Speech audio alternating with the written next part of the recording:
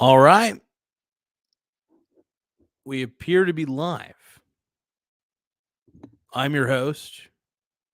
This is of course the live shows I prefer to do alongside with Tim Smith. That's the goal. Tim's my boy. He's the honestly damn good co-host and just represents Canada, and I represent the US of A. Oh yeah. But no, my boy in Canada, good old Tim. He should be on here in a few moments. I should probably prep the old headphones. Make sure he can hear me. Hopefully, audience from around the world. Probably, I have no idea where most of my audience is from. I don't take the time to look at the demographics, but I think I did take a glance the other day. It was like 83% US and then 10%. I want to say 10% Canada. I know French Canadians ain't watching me though. French Canadians are prudes. No, just kidding. But I don't think Tim's a French Canadian. I have no idea. Good old Tim, man. Gotta get Tim on here, but not Tim Pool, by the way. Tim Pool's a tool. Tim Pool's the bad Tim, but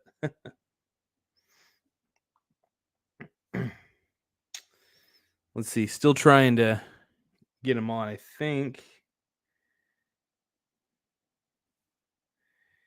We live. All right, we live. Here we go. Wait, my boy is a French Canadian? I love it. Are you 20% French Canadian? I dig it, man. I dig it. If I could I had to plug in my headphones. All right, can I hear my delinquent self? Let's see. Oh, here we go. Okay, I got the headphones on. We got Tim coming into the chat. He's saying I'm done. It's he's saying I'm done. I'm done.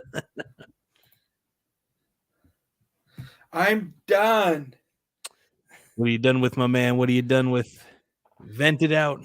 This country. What did Canada do? I tapped out. I tapped out around noon today. You're just like, over. What happened? Was it did the Prime Minister put down some legislation that sucked ass, or what happened? It's been years in the making, and the last month has been crazy in US and Europe and here. But then something happened that finished me. It caused me to take whatever Canadian stocks I had, sell them immediately, and put everything into AIP, which is just like one little industrial park in Texas. But I don't care. They're paying a 2-cent dividend on their $1 share. Good enough for now. But I'm going to tell you what happened. I actually have it queued up here. Well, here, just one thing. Don't put all your eggs in one basket, though. Always remember that. So, well, okay, actually, most of it is in my ETF. That's mostly US and international. It does have some Canada, but they manage the Canada part. I never told them to put Canada in there.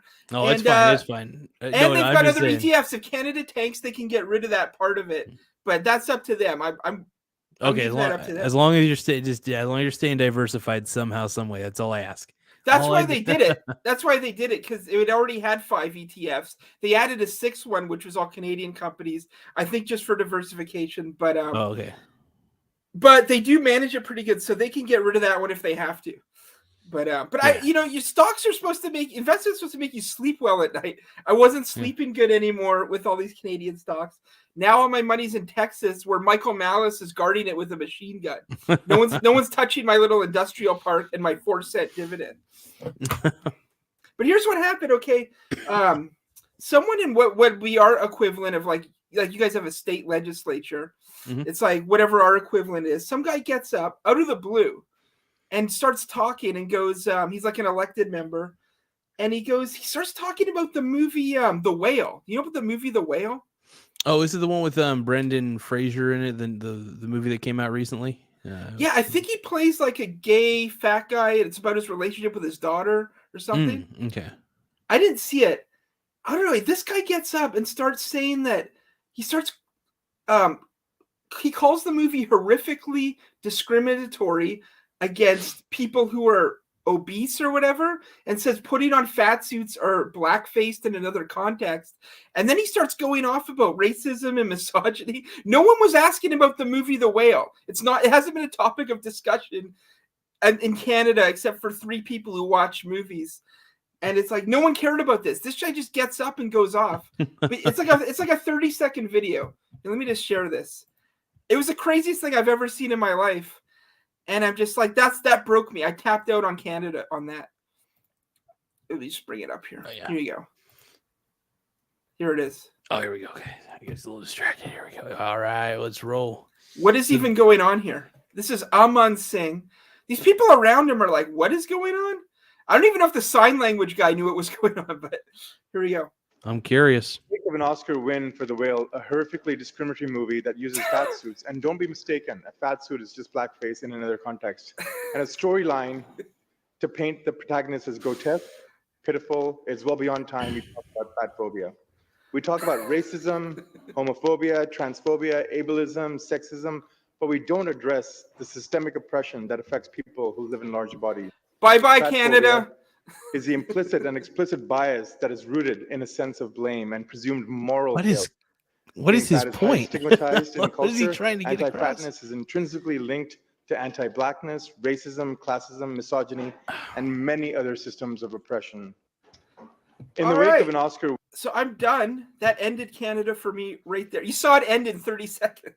In fact, if anything, that movie Whale, from what I've heard, is kind of it's not discriminatory at all. Like it's just painting a picture of a certain situation that happened, as far as I know. It's just Here's the thing. This guy doesn't believe anything he just said, and he never saw the movie. This is my theory. Some constituent or whoever funds him, whoever gives this guy money or funds his campaign, slip this over to him. Hey, come up with this. Yeah. Say this today. And he said it, but I don't care if he doesn't actually believe it and if he never saw the movie. You pushed it too far. I understand grifting. There's a lot of grifting. Yeah. But when you take grifting to the level where you're comparing a guy in a fat suit in a movie to... You compared it to like blackface or something, right? And what does that have to do with misogyny and classism? And I was like, no, that's it's so ridiculous. That what I just heard, I was trying to give him the benefit of the doubt. You know, I was just trying to really listen to see if he was making a point, but I'm not hearing anything. What does he want us to do about the movie? Like ban it or something? Like what does he want me to do? I've never understood. So I've never understood the point of like banning art, unless it's like, unless there's illegal activities happening within the art, like people are getting abused or something, actually getting abused. That it's a movie. It's a movie. There's just yeah, and the movie's not political at all, as far as I know. And it's just I didn't even know he wore a fat suit. It turns out he did. I thought he maybe gained weight. I don't know. Oh yeah. Well, here's the thing, man. I think that either we really are becoming more sensitive, either our politicians have become overly sensitive, or, well, honestly, lifelong politicians are anybody's dog for a bone. Yeah. Really? So they'll be like, some company's going to be like, oh, here's $20,000 to say this bullshit speech we just wrote for you, bud. Here you go. It's just like, No, that's what happened. It was some campaign donor or something slipped this to him. Like I'm looking at some article on something called the Pink News, and it's controversial. I was trying to see if it's controversial or Brendan Fraser in the fat suit, but why is I don't know. It's just because he wore a prosthetic. I guess they should have got someone who was fatter in real life or something. Yeah. But that's not what a movie is. That's not what costumes are. That's not what anything fictional is. Movies are costumes, makeup, special effects. That's what it is. This isn't a document. If this was a documentary and he put on a fat suit or pretended to be fat, I don't know. Okay, I guess it would be stupid. It wouldn't make any sense. It would be stupid. But I don't even know if that would be offensive. It would just be weird and dumb. You ever heard the old saying, nobody ever died from being offended? Like, yeah, do people really think people care that? I mean, the thing is, I think being offended is worse than being offensive. I think it's more justified. That sounds like a contradictory statement almost, but think about it this way. If I'm I think it takes more balls to be offensive than it takes to be offended. If you're offended, everybody caters to you. Everybody's afraid. They walk on eggshells around you. When you're offensive, well, everybody raises their pitchforks around you.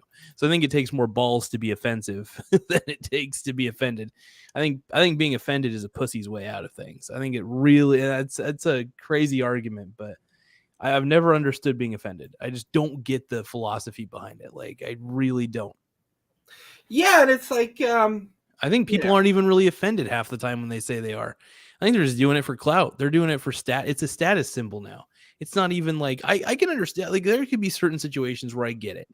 You know, maybe you have one leg and somebody's saying how terrible and fucked up you are for only having one. That's just a crazy example, by the way. Mm-hmm. That's just, but yeah, I can understand that. That's justified.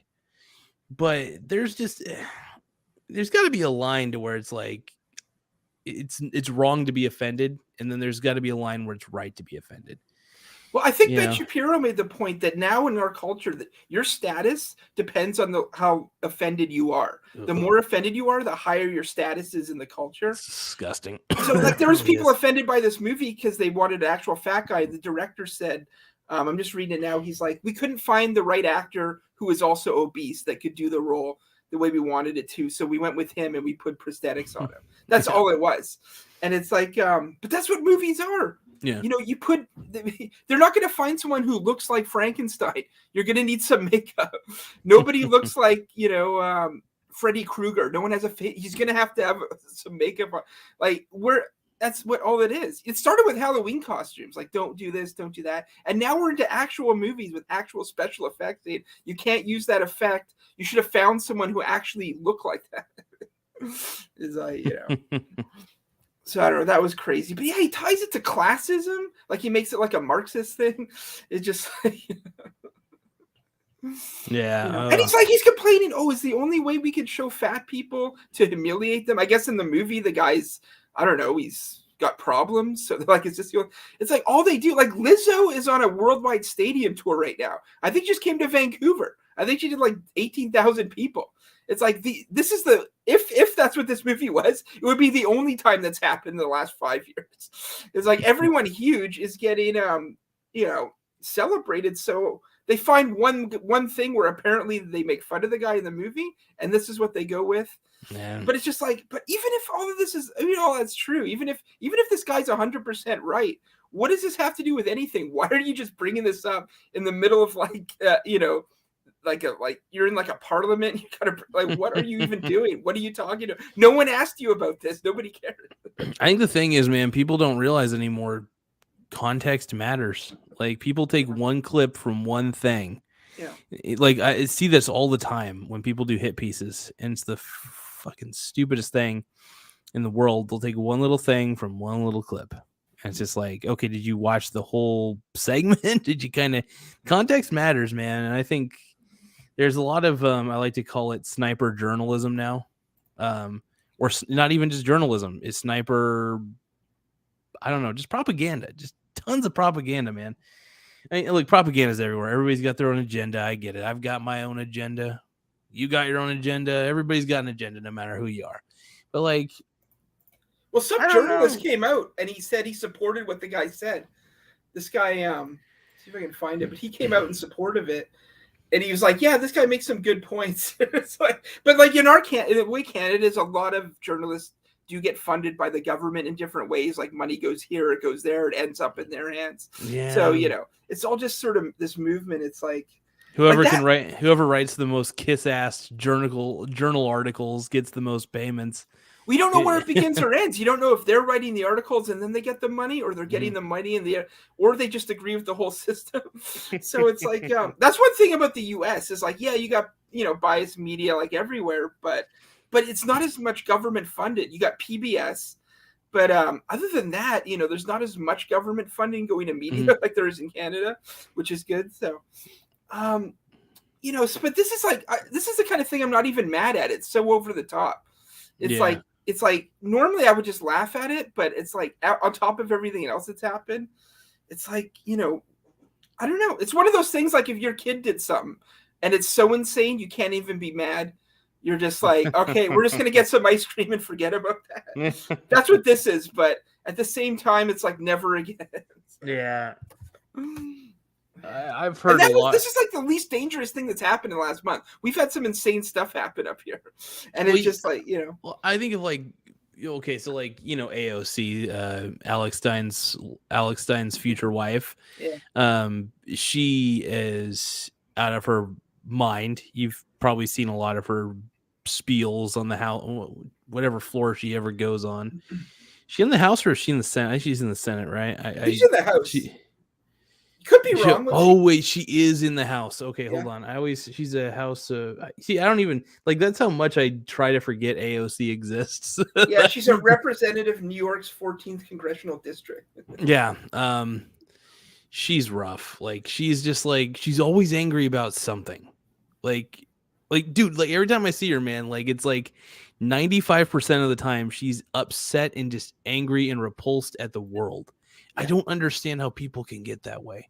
Like, because it doesn't matter what she's saying or that's what I said earlier. Your status depends how offended you are. If you're have this performative offended kind of thing all the time, then it raises you in the culture. Everyone wants to, media wants you, they're taking your picture, they're doing interviews. So that's all it is. Yeah.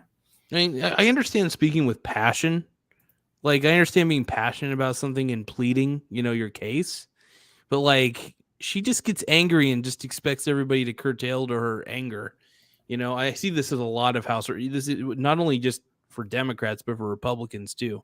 I see this a lot, and it's disgusting. Well, a lot of times they have nothing to lose. It's like, okay, you do this thing, you give like an angry speech, and let's say what you want to happen doesn't actually happen. You don't get what you want passed, but who cares? You'll still get reelected. Just pretend you're angry, look like you're fighting, look like you're trying to do something. You don't actually have to produce anything. You don't actually have to do anything with legislation. Your votes could fail. It doesn't matter. Just look angry enough. It looks like you're working. It's basically you want to look like you're doing something. Yeah. Have you seen her boyfriend or whatever he is? I think they're engaged now. He has like a neck beard. He basically just walks her dog. He's like her dog walker, basically. But he's on the payroll, of course. It's like such a, you know, that's more is it Jack Dorsey? Dude, Jack Dorsey's become like the creepiest bastard ever. Like, I haven't seen him in a while. He kind of disappeared after Twitter. Let's see. I'm gonna look up AOC's husband. Let's see. Yeah, he's got a ginger neck beard, and he just walks her dog. That's all I've ever seen him do.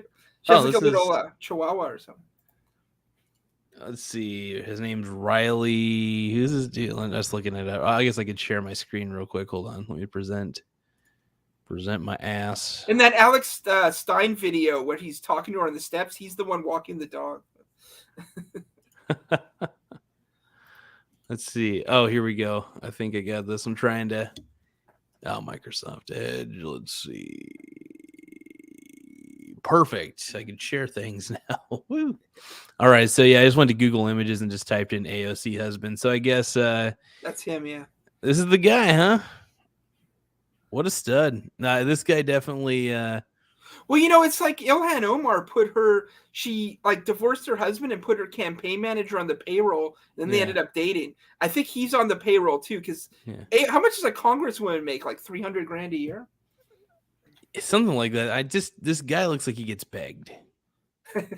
This guy looks like he's into pegging. Nothing wrong with that, by the way. If anybody's into pegging, I'm not gonna totally. I guess I'm a little judgy. I'm a little just like I like calling it how I see it though. So it says she makes $174 a year, but I think they get stuff like you get to hire staff. That's part of it. So I think she hired him, and that's where that comes from. Ah, I see. Well, shit.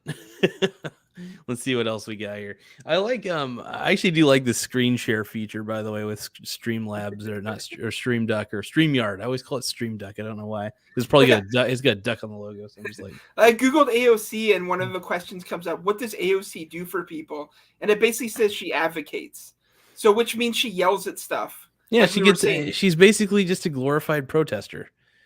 She's just a person waving a sign. Your entire district could fall apart into shambles. It wouldn't matter as long as you're yelling at stuff. It looks like you're working. Well, we're on the Google, we're on the YouTube. I might as well pull up YouTube real quick. Just show random shit. Let's see. So this episode's called, by the way, Bitcoin, Dogecoin, and Shiba Inu tokens should combine forces and become Ponzi scheme token. I think this will actually hopefully get a whole bunch of views. I think YouTube's kind of started to shadow ban me, except for they're actually playing a lot of my short videos. So I don't think they're not completely shadow banning me, but I don't know.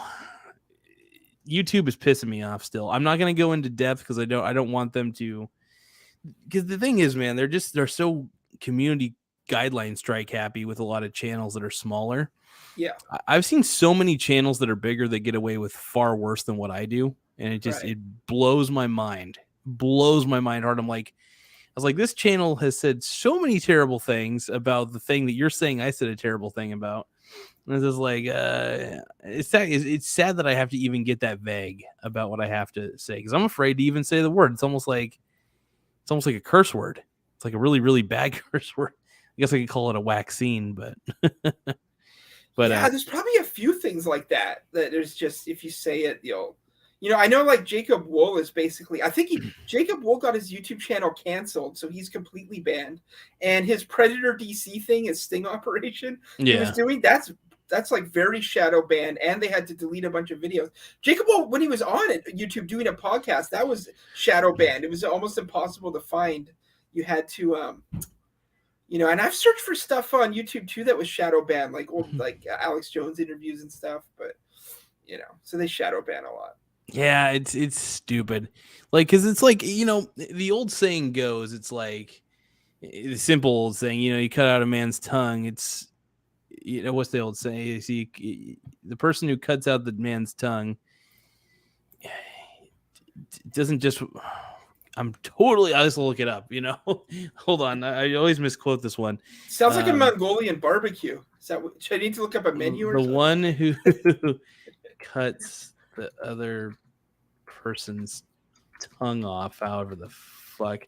I was gonna put quote. Hold on, maybe it'll come up. Let's see. This is actually a George R.R. Martin one. Okay. When you tear out a man's tongue, you are not proving him a liar. You're only telling the world that you fear what he might say. That is a beautiful quote, by the way. Yeah. And probably one of the more truer ones. Like, it's probably one of the truest ones I could think of, because it's censorship has no real means. Like, you're not actually helping the world by censoring what other people think. Yeah. You're only just constricting thoughts. And when people have to overthink about what they have to say, and they have to be always looking over their shoulder, it hinders creativity. Fear hinders creativity. I don't care what anybody says. If you make people afraid, they're not going to be creative. There's no growth. There's no reason to live. I think fear just, you make an entire nation afraid. Mm-hmm. You that's how you crumble it. Straight up. Yeah, that's exactly it. So I don't know. I just checked out. Like, look at Canada. See, here's report of the week. Report of the week. Oh, my man. And see this part, this green part, that's all Florida. So sorry, Canada. I'm doing Texas and Florida. That's where my money went. So I think Tim Smith is defecting from Canada. He's like, I'm done. I'm out. Later, Canada. Bye. No, I'm just kidding. I'll smuggle my way to Idaho in a potato if I have to. But yeah, it's just, like, that just pushed me. I don't know why, but for something, like, there's been far harsher stuff going on up here, and it's gotten out of control. But it's just like, well, it's like the straw that breaks the camel's back, man. You've already, like, just one thing after another. You're like, okay, I'll let it slide. You can only say I'll let it slide so many times until you're like, I'm breaking. I'm at my breaking point, man. I'm done. Like, we've had stabbings up here. Someone did you see that one in Vancouver? The guy got stabbed to death in the Starbucks like a week ago. It's like, we've had stabbings. We've had government trying to pass censorship laws. We've had, total economic devastation. Like, basically, the government said they're going to hand out a grocery benefit. If you, have an account with, like, the government, like what your equivalent of IRS, if you, like, did your taxes, they'll send you, like, a benefit just in your bank account for groceries because of inflation. But all they're doing is printing the money. They're printing the money out of nowhere just to send out this benefit, which is only going to cause more inflation. So it's like, but someone made the point, we've reached the food stamps phase of the Canada's economic collapse, where they're just sending out just money to buy food. It's like, it's a disaster. So, like this, it's just been one thing after another every day. Then there's been some okay stuff, like in Vancouver, they had a tent city that went like for blocks, and they cleared it like this week. They brought in trucks and dump trucks and they just threw all the tents in, everything everyone had. And then they've said they're going to build everyone like units to live in, but who knows when that's going to happen. So people are just sort of like wandering around saying, well, we'll build another tent city once these trucks leave. But it's like, so there's been some things have happened, other things not. But the point is like, it's just one thing after another that just seems like a collapse. And I'm just like, I'm just moving my money to Texas. They've got 2 industrial parks, AIP now. They're building more with this company, and then AIP has exclusive rights to the rent from that as part of their real estate investment trust. So the dividend will go up, and it's at $1 now. That's how much the stock is. It's a $1 stock, and but they've been around for less than a year. Like, let's say in 5 years it's up to $5. Who knows? Maybe it goes up to $10 in 10 years.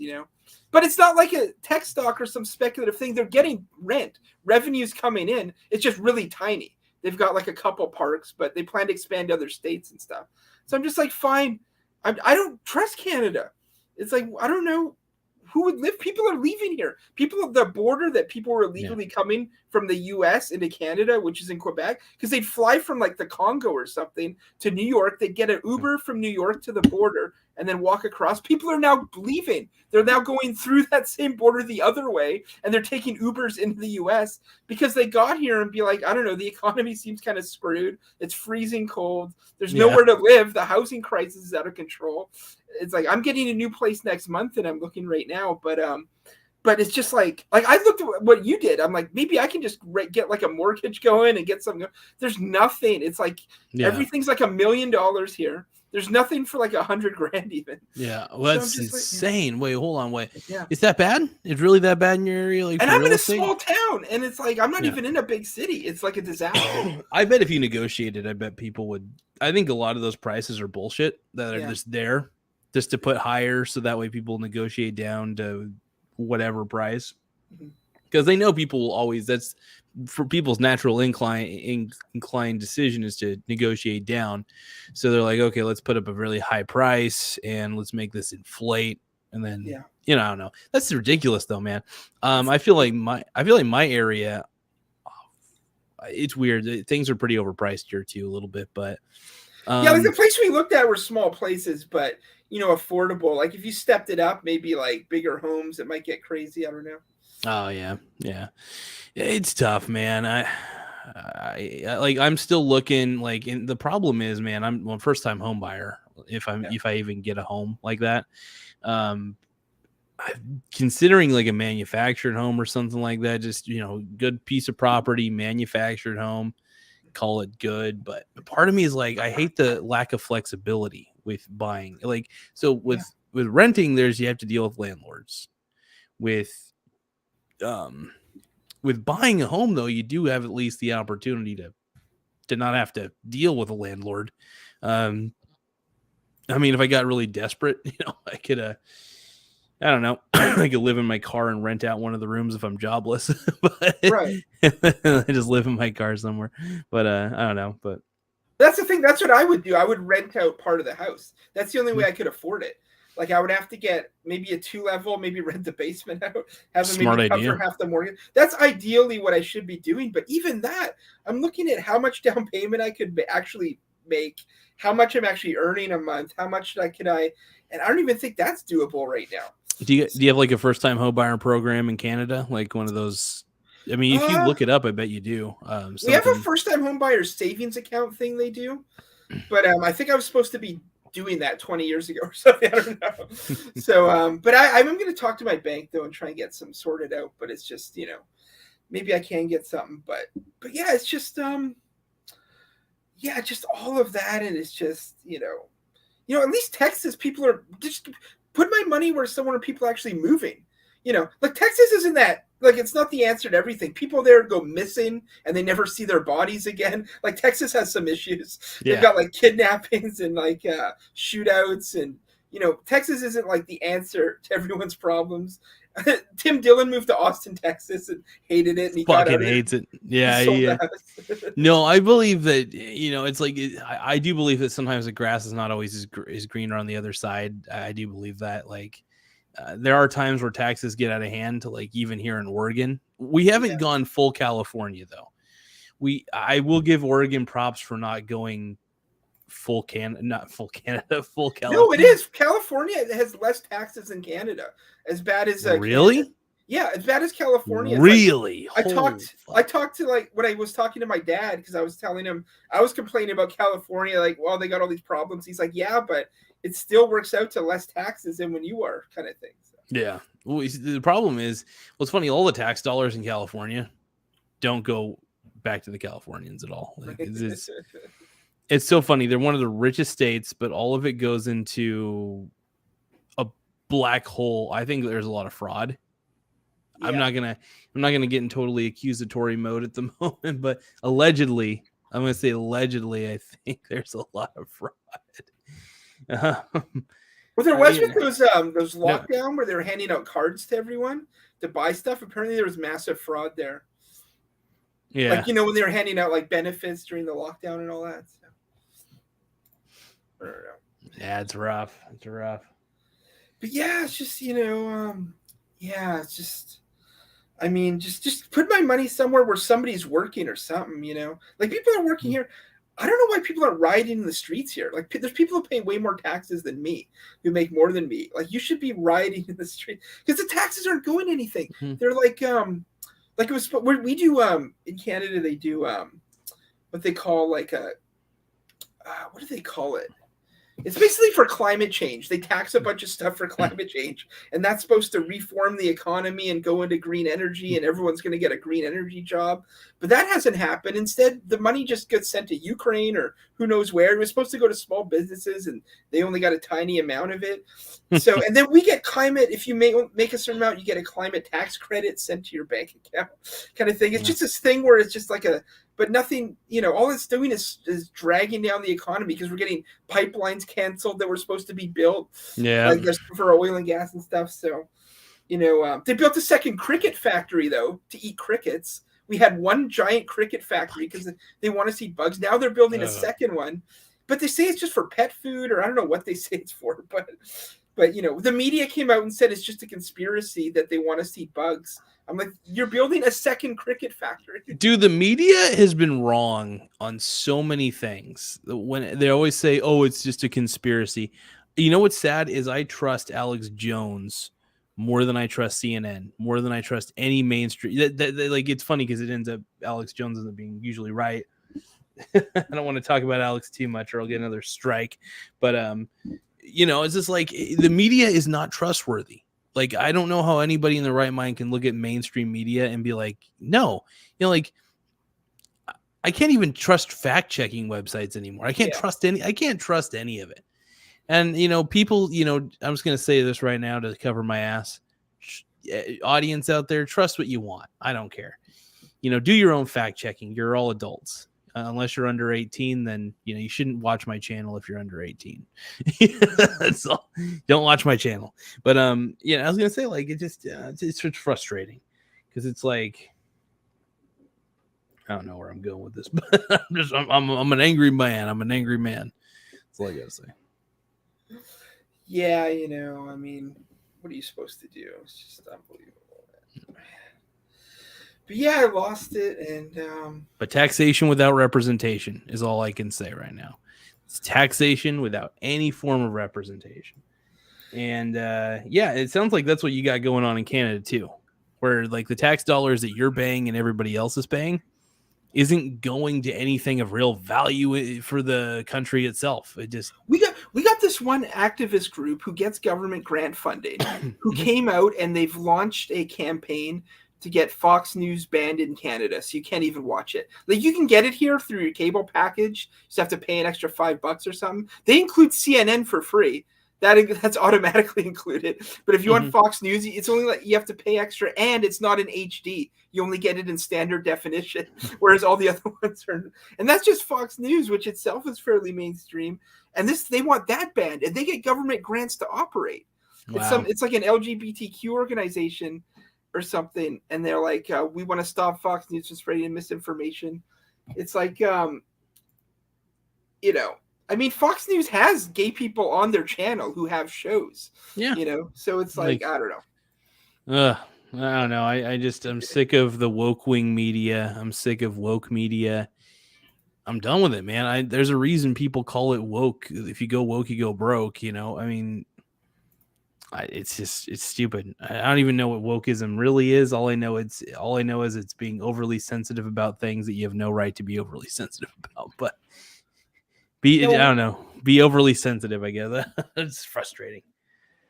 We have that happened in Canada like a week ago. There's like the Liberal Party's in charge right now. Apparently, if an election was held today, based on the polls, they would lose for the first time since they won in 2016. So they've been in charge since then. But apparently, they would lose today. But they asked the leader of the opposition, this guy named Pierre, to define woke because he kept saying it and it was making them angry. So I can play this short clip here because he. This really quick. Because he kind of echoes what you just said. Share screen. Normally I wouldn't get that into politics, but since I'm done, this is my done show. So it's just like I'm done with it all. Yeah. And I wonder if you would like to kind of backtrack or apologize on characterizing the CRTC as a small group of privileged insiders closest to the Prime Minister. And I would also ask him if he would like to define the word woke. I asked one of his colleagues as well for that definition, and I'd like to see what he has to say. Thank you. You're off the opposition. Actually, I will backtrack. It is a big group of insiders. It is a big, sprawling bureaucracy. Too many people working for it. There will be less people working for the CRTC when I'm Prime Minister because they'll have less power and they'll have a hell of a lot less to do when I restore freedom of speech and freedom of expression online and on. And as for the definition of woke has one purpose, only one purpose. Plenty of pretexts, but only one purpose: control.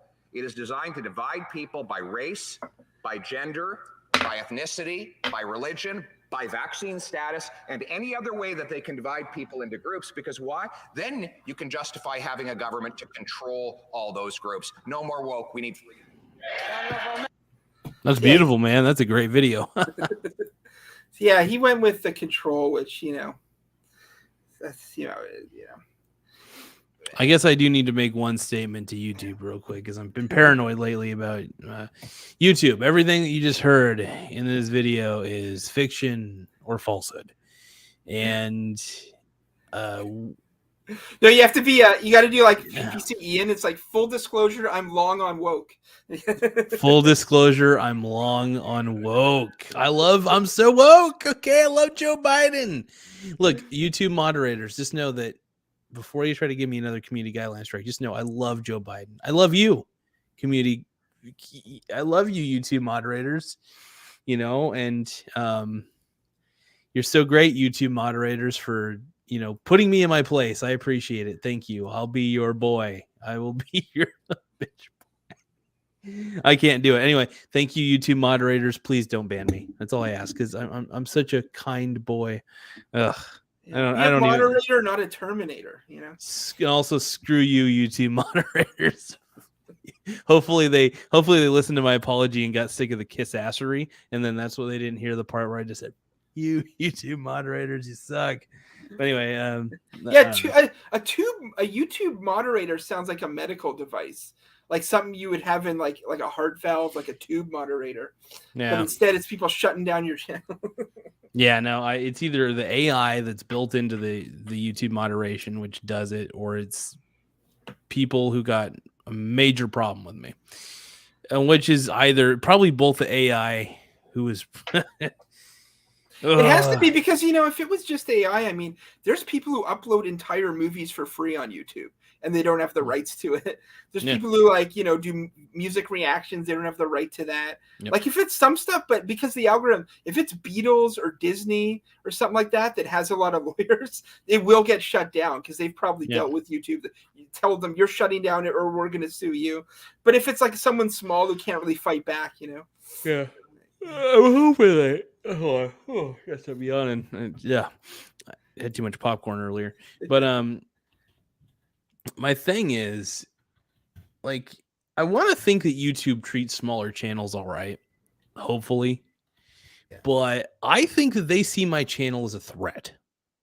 They see me as an eventual threat. That's the thing. And that's the way I'm viewed. I am viewed as a threat. And I'll tell you why. This sounds a little crazy for me to say that, but I speak my truth and I have not been brainwashed by, like, seriously, I don't even really watch the news. I keep up on things a little bit, but I have my own opinion. But I haven't been brainwashed to the degree that everybody else has. So I'm a free thinker for the most part. I'd like to think I am. And maybe that's a lie. I don't know.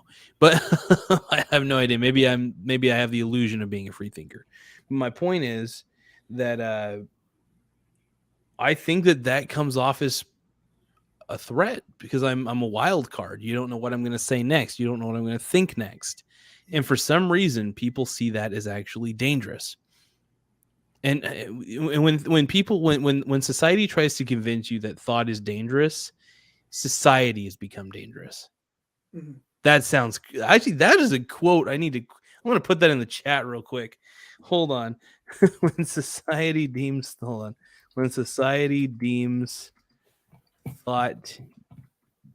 spoken thoughts dangerous. Hold on, I gotta make this a full thought. Let's see. Spoken thoughts dangerous.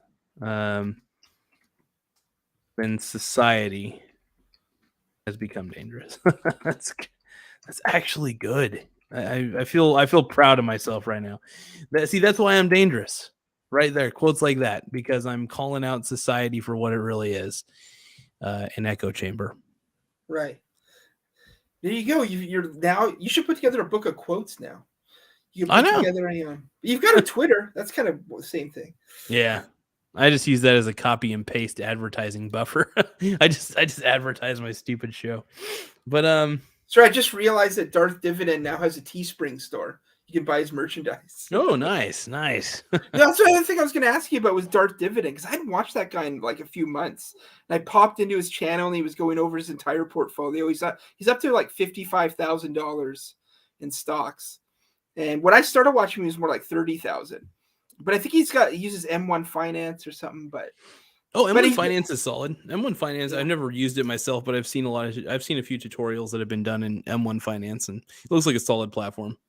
Yeah, and he's bought a few stocks that I told him about, like Zim, which is like an Israeli shipping company, and Keenan, I think it's called Keenan Holdings, which is their parent company, Zim's parent company. It's based in Singapore. Yeah, you should buy these too. It's based in Singapore. They own Zim, which is Israeli shipping. Also owns a bunch of like power plants in Israel, and also in the United States. It's got like some power plants there. I think like natural gas or something, and it has a random automobile manufacturer in China. That's another one they acquired, but they're in Singapore for tax purposes, but they're on the New York Stock Exchange, and they have an extremely high dividend. So I would check out Zim and Keenan Enterprises. But think about Darth Dividend. He's got like 50 stocks. He's got like a lot of different stocks, maybe more than that now, but he's only got a little bit of each, right? So get like $2 from this one, $3 from that one, but it's starting to add up to like a lot. Like every month kind of thing. But the problem with that, I didn't go that route, although, I might do some kind of hybrid thing, is you don't get the dividend snowball with that. Like if you poured all of that into one thing, then it's going to dividend snowball better automatically if you have it in the drip. That was my one problem with what he's doing, is like mathematically in 20 years the snowball effect isn't as much, but what he invests in is going to have more dividend raises though. So that's the question: do you take dividend raises, or do you concentrate everything into less stocks and go for a snowball on the dividends? What's the answer? You could still be diversified. you can still be at least relatively diversified and still take advantage of the snowball effect. It won't be as prevalent. Like if you have one company that you invest in and it grows over time, like really well, yeah, you're going to have a way better snowball effect. But also if that company goes bankrupt, then you're fucked. So or an index fund or ETF, like if you pour it all into that, S&P 500 index fund's always fine. I think is always good. Like if you dividend reinvest in that, that's actually a good idea. Yo, that's what I should do with my dividends. Yeah. So even though how I individually invest in different companies and shit like that, I can probably just take all those and just start dumping all my dividend payments into S&P 500 index funds and then just call it good there. I don't know. That might be an interesting way to do it, but I don't know. I just have so many different companies that I've invested in that I take the dividends and I just reinvest them in whatever works. You know what I mean? So as long as you're reinvesting in something that's growing or other things that are growing, then you're fine. That's my opinion on it. I think people are so busy trying to beat the market that when in all reality, what you should be trying to beat is inflation. Yeah. Like you can mimic the market by getting an index fund. That's actually okay. I think it's great. I'm not even against index funds. People always think I am because I tout individual investing so much, but I think index funds are pretty much right for 80% of the people out there. Well, Dark Dividend showed his M1 Finance statistics, and he is beating the market. But he's like, I'm doing it not even like on purpose. He's like, I picked the strategy not with the intention of beating the market just to get more dividends, but he is beating the market. But another interesting thing is he's going to be adding a bunch of high yield ETFs. He said, because PPC Ian started doing that because he didn't do it before because he didn't understand it. Like he had some and then he sold them when they dropped down, but he didn't understand those things aren't meant to go up or down. Like they're going to go down a little and back up, but they're pretty much going to stay. They're not going to grow much over time. Like not like his Starbucks or Johnson & Johnson stock or whatever. So, but because that he couldn't wrap his head around it, but he read the book called The Income Factory. Because some guy who he interviewed on his channel who recently retired early off dividends was influenced by The Income Factory, which is all about, it's how to use high yield like ETFs and stuff like that. So now PPC Ian's going to buy those. And he says he's going to use the dividends from those to pay bills and whatever he needs, vacations and stuff, as opposed to his other ones, which he's going to let grow, But that's what I've got. I've got one high yield ETF and I just let that snowball. But it's like the prospects for actual like share price growth are limited, but that's not what I'm in it for. Cause I'm dealing with a less time frame too. Like PPC Ian wants to pass his stocks down to his kids and then they'll pass them on. Like he's looking like 100, 200 years ahead. I'm looking kind of just till retirement. So like a high yield ETF for me, that's going to snowball. And then when I'm ready in retirement, use it. That makes more sense for me. Like I still want to have kids, but I'm not planning a giant portfolio. I can pass it. You can pass this down too. And then they can sell it and buy something else if they're young enough. But so that's what people are doing now. People like, they are buying these high yield, but they're not expecting what they expected out of their other stocks. They're not looking for growth. When it drops down, they're not going to sell now. But because I don't think they understood it at the beginning, I always say buy and hold buy with the intention to hold forever. Yeah. As long as it's something that's worth holding forever is what I should also add. Not everything is worth holding forever. They're just like, that's why I always say diversification is the key. Because, let's say I hold Coca-Cola for 20 years, right? Coca-Cola suddenly gets bought out by PepsiCo, which is unlikely to ever happen. But let's say it did. That just makes my stake in the company that much sexier. And also the gains that would come up after 20 years, for instance, would be incredible. And like, let's say I had to force to sell off my stake in the company. Okay, that's fine. Because I already just profited a crazy amount. So it doesn't really matter in the end. But the point is, I think as long as you go in with the thought of buying and holding forever, and you know that it's worth buying and holding forever, you're pretty much good. But I also love betting against Bitcoin, by the way, just still doing that. I'm still doing that thing because it's so much fun. We were talking last week about the merger of UFC and WWE. If that would ever happen, who would buy it? Or we didn't know who was going to buy it, but Endeavor bought it, and now WWE stock went to record highs today. Wait, who bought it? Who bought WWE? Endeavor, that's who owns UFC. So now they're merging into one super company. Whoa. Yeah.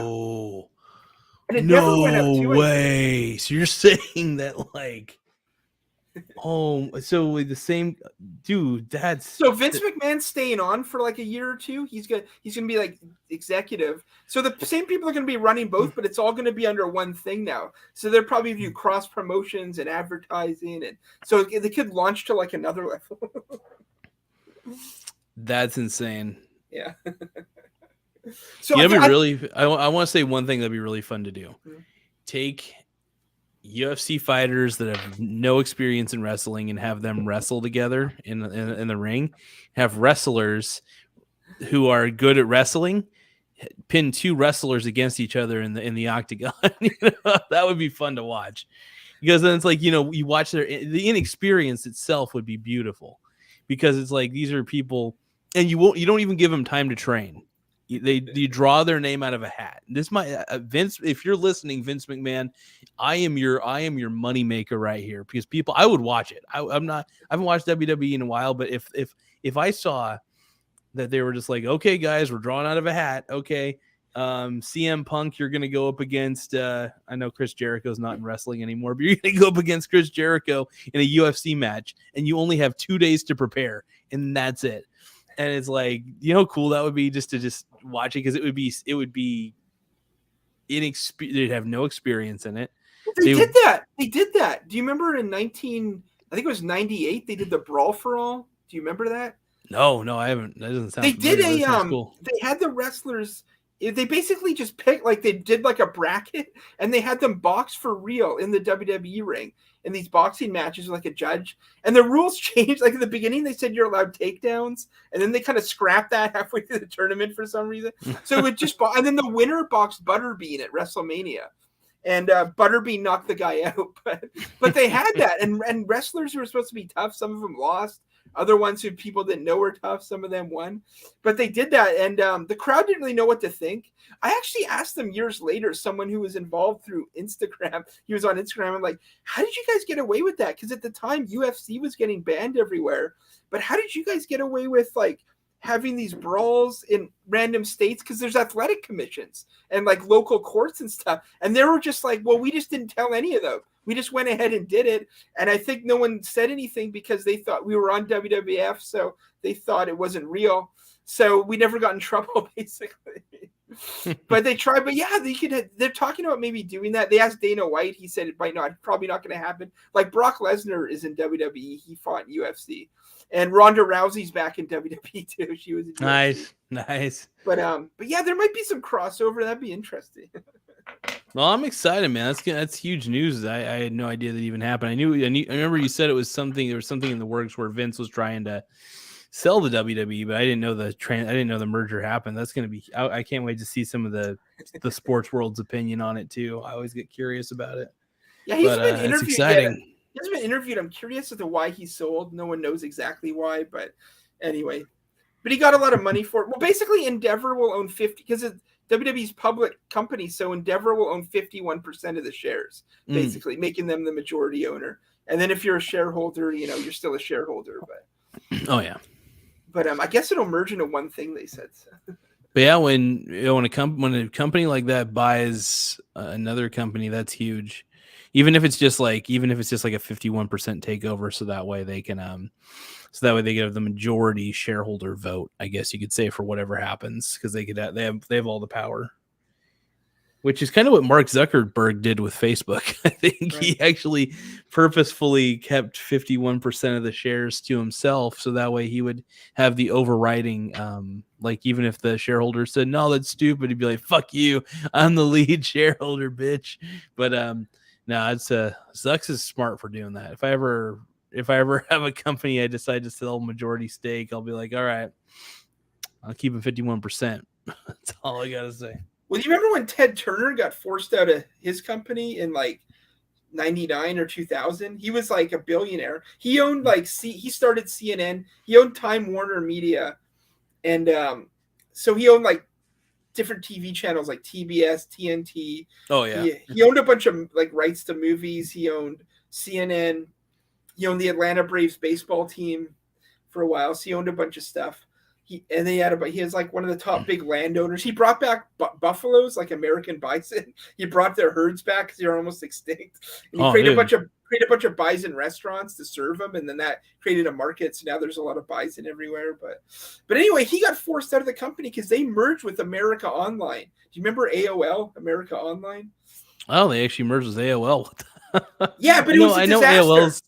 I know AOL still exists, but I didn't know AOL had any buying power of anything. No, this was in the 90s. Like AOL was a big service provider. Oh, this is in the 90s. That was more like maybe 2000. Okay, never mind. Yeah, AOL was huge back in the day. That was like .com bubble time. Well, they thought it was huge, right? It was a .com bubble, but then it turned out to be one of the biggest disasters in corporate history. The company lost, I don't know, hundreds of millions or billions of dollars, and because AOL came in and it was nowhere near the value they thought it was.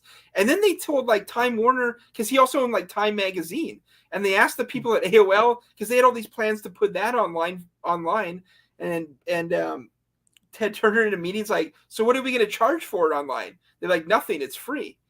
And they're like, well, how does that work? How are we going to make any money? So like they had this back murder. Anyway, they ended up forcing Ted Turner out of the company because he was on the board of directors, but they outvoted him. So he lost like billions of dollars in the deal. He still was rich at the end. He still had like $1 billion left. But still, that was like a corporate merger kind of thing. And now Time Warner is basically almost nothing. It's been bought and sold by 10 different people. AOL is long gone. I don't even know what it is now. But AOL still exists. Like the actual company itself, like AOL.com, people still have AOL email addresses, for instance. I would not trust having an AOL email address, though. It's funny, the irony of me saying that, because I have a Gmail email address, and it's like, well, that's stupid of me. Google spies on me. I actually do like Gmail, though. Gmail is efficient, but I only use it for pretty much general communication. If I have to like communicate with work for some reason, or if I have to like send important documents, that's pretty much how I use my email half the time. But well, do you remember in the 90s? I don't know if you what year were you born? 88. Okay, yeah, you might not remember this, but AOL would send out like CD-ROMs. Like I got one in Canada for some reason. I don't know what I was supposed to do with it. I'd put it in. Like that was when it was dial-up internet. It made that weird sound like. And I remember the floppy disks, because I was born in 88, and the floppy disks I think started coming out 95. I think I remember. Well, the original big floppy disk came out in like the 70s and 80s. Those bigger ones, and the smaller ones. Yeah, smaller floppy. That's what I'm talking about. The 3 point. Yeah, those are the ones. And I remember those floppies that they would just give out at like. I remember they give it out like movie theaters, all over the place. I'd see them as like, and we just end up using them as like frisbees or ninja stars. I get like an AOL disc and be like, it's a fucking ninja star. That's the best thing about them. Yeah, they would send those out, and you're supposed to install them, and then. Like I was in Canada. Like I think I called them one time because I couldn't figure out what I was supposed to do or what it worked. Because we didn't. I don't know. I still don't know. I think you had to be close to. Because back then it was all local. Like every town had their own internet service provider. Yep. Like where I was, it was called like Island Internet or something. And that was back when no one could use the phone while the internet was on. It would disconnect it. I remember they did have a cool little device that came out at one point where you could actually route. Almost like the modern router we have now for everything, but it would allow you to still take phone calls and still go on the internet. But that also, dial-up was so slow to begin with, it didn't fucking matter. Unless you had DSL. DSL is pretty good. DSL was okay back in the day, considering, but... I remember Joe Rogan, he got so addicted to playing the video game Quake and it was in the days of like when the internet wasn't great. So he had some company like dig some fiber optic cable like underground to his house, just so his Quake would be faster and he'd be like better at the game or something. Funny. But like that costs probably a ton of money. But nowadays it's like probably nowhere near as fast as like just like a regular Wi-Fi. Yep. I love it, man. That's it's wild. And what's really cool though, I mean, like I gotta admit, I understand Joe Rogan's Quake addiction, by the way, because I've played Quake 3 Arena more times than I can fucking count. It's a good game. But Quake 3 Arena is the GOAT of all the Quake games. It's the best, in my opinion. Okay, explain Quake to me, because the nerds in the computer class in high school I was in, they were always playing Quake on the high school computer system, and they would have like Quake party. Is that called a LAN party? Yeah, like a LAN party, just local area network. They're just like connecting to the actual, so they're not connecting to the internet. They're basically just connecting on the internal network without actually. So it's usually just a series of routers and switches and stuff like that half the time. But yeah, usually it's pretty simple stuff. It's like you're connecting to one single network, and then you're just basically connecting to each other. And that's about it. So I played Wolfenstein, Duke Nukem, and GoldenEye. Friends, how is it? Is it similar to that? Like you're running around shooting? Like what was a Quake Arena? I never knew what they were doing. It's very fast. It was a very fast-paced game. Reason Quake 3 Arena was so cool is just because it was, in my opinion, a lot faster than the previous Quake games. It was more of a battle arena sort of style game, where like if you and I were playing each other right now in the game, it'd be you and I on a map battling each other, and then if I die, I respawn. I'm out to try to kick your ass again. You just keep kicking my ass with the rocket launcher, for instance, or something. But yeah, no, it's really cool. It's a really good game, fast pace. The physics of the game were incredible. The Quake engine was utilized for a couple games that I like, actually. One of them was what was it? Star Trek. It was a Star Trek first-person shooter for Star Trek Elite Force 2. And I think for Elite Force 1 it was also used. I can't remember. But the Quake engine's incredible. Okay. I think it was either the Quake engine or the Unreal engine, and I might actually be confusing the two. It might have I've got to look that up. Hold on. That's going to kill me. What was Unreal? What was that?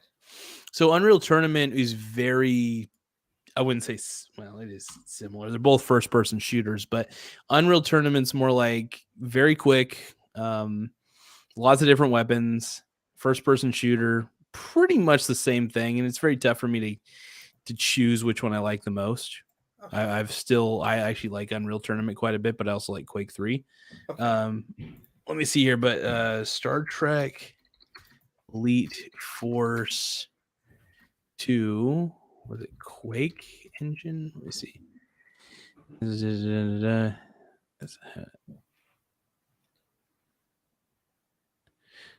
Oh, Star Trek. So Elite Force 2 is based on a heavily modified version of Quake 3 Team Arena. Okay. So they basically modified Quake 3 Team Arena using So you're running around shooting, right?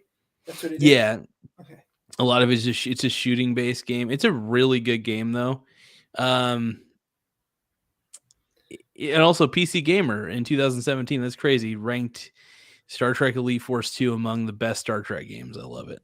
Okay. Yeah, because I remember Doom, but I played a lot of GoldenEye for N64. That was like a big hit for them. It was like James Bond GoldenEye. But it's the same kind of thing. Like you can do a 4-player multiplayer. You're running around. But yeah. Man. Oh, it's almost time for my Tim Dillon video of the week. Oh. Did you ever see the one where he was excited that Disney Plus came out? He's like a guy who's really into Disney. Have you seen that one? Well, no, I haven't, but that sounds great. Yeah, it's one of his top ones. It's when Disney Plus first came out. All right, we'll do a Tim Dillon video of the week here. Oh God, I'm scared. I love it. Anytime Tim Dillon does something like this, I enjoy. Oh my God, no. That better be a fake background. There's people like that. That's like half of YouTube reactors is they have those backgrounds. So many. Like it's like, oh God, you're hoarding all these collectibles. I kind of get it, but I kind of don't. Like, all right, here we go. Let's crank it out.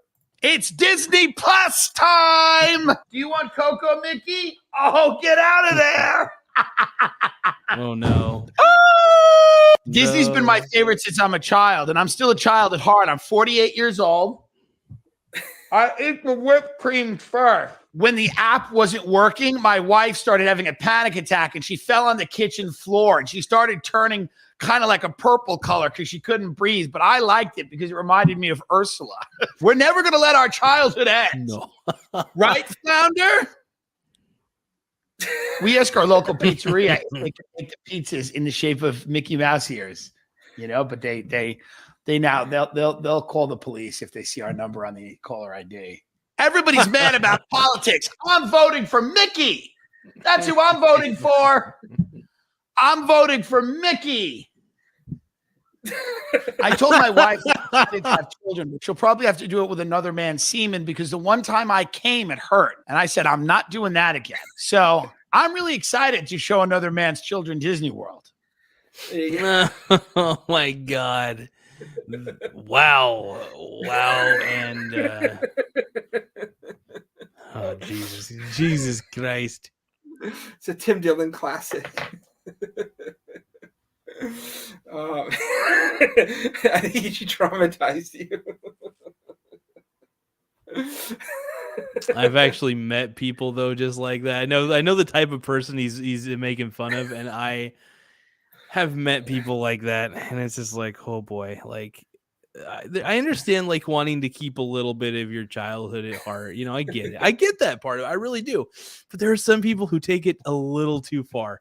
Like they're just like, you know what I mean? Like I saw this recently. Oh God, this just reminded me of adults that are wearing diapers. This is like I think this is in Gavin McInnes' show recently.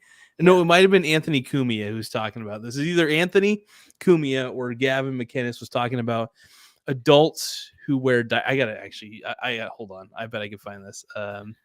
Give me 1 second. In fact, it's too good not to share. Hold on. This is it's like, dude, come on. Hold on. Adults wearing diapers. I want to say it was the Anthony Cumia show, so I'm gonna go. Let's see the Anthony Cumia show. Let me see. Oh no, it was actually Ben Shapiro. I'm gonna. I'm not the biggest Ben Shapiro fan, but I'll show you just a quick clip of this. Hold on. Let me from one place. See why the majority of employers count on ZipRecruiter. 4 out of 5 employers who post on ZipRecruiter will get a quality candidate within day one. Okay, hold Use on. my exclusive web address. Try ZipRecruiter for free. Head on over to continental United States before shooting a. Just want to say this right now. I do not want to shill anything Ben Shapiro's trying to shill. So. Hold on. Let me just go to the. There's like. Just hold on. It's probably at the beginning, yeah. Yeah, let's go to the beginning. Fuck it. They have. Oh, you got another commercial. He's got like commercial after they commercial. Is now an identity. We can carry this pretty much to its logic. Well, folks, literally every bad decision that people make has now become an actual identity. You're a member of an identity group if you make weird, odd, strange decisions in your life. You have strange desires that you decide to enact in your daily life. This is now an identity. So congratulations to you. You too are a victim of American society. If, for example, you wish to be an adult who wears a baby diaper, every bad choice is now an identity. This is where we are as a culture. That's one of the fundamental distinctions between how the right thinks about life and how the left thinks about life is that the right believes that there are such things as immutable characteristics. Race is an immutable characteristic. Skin color, an immutable characteristic. Disability status, for example, immutable characteristics. And then there are all the other things in life. Personal choices, behaviors that you choose. These are not identities. These may be things that you do because you have a drive to do them. That's why people do virtually everything in their life. But there's a fundamental distinction between the things you choose to manifest in your behavior in life and the things that are immutable identities. The left has been obliterating that distinction for quite a while here, really since the 60s, when the left decided that somehow being black and being gay were somehow equivalent, which is absurd. Okay, being black is an immutable characteristic. When it comes to being gay, that is a desire. You can say the desire is immutable. You make that argument, but that's not the same thing as the behavior or the identification with the behavior or the identification with the desire. Okay, those are just fundamentally not, you can, again, that's not even an argument against gay rights. That's just saying that that is not the equivalent of black civil rights because they are not. They are not logically equivalent in any way.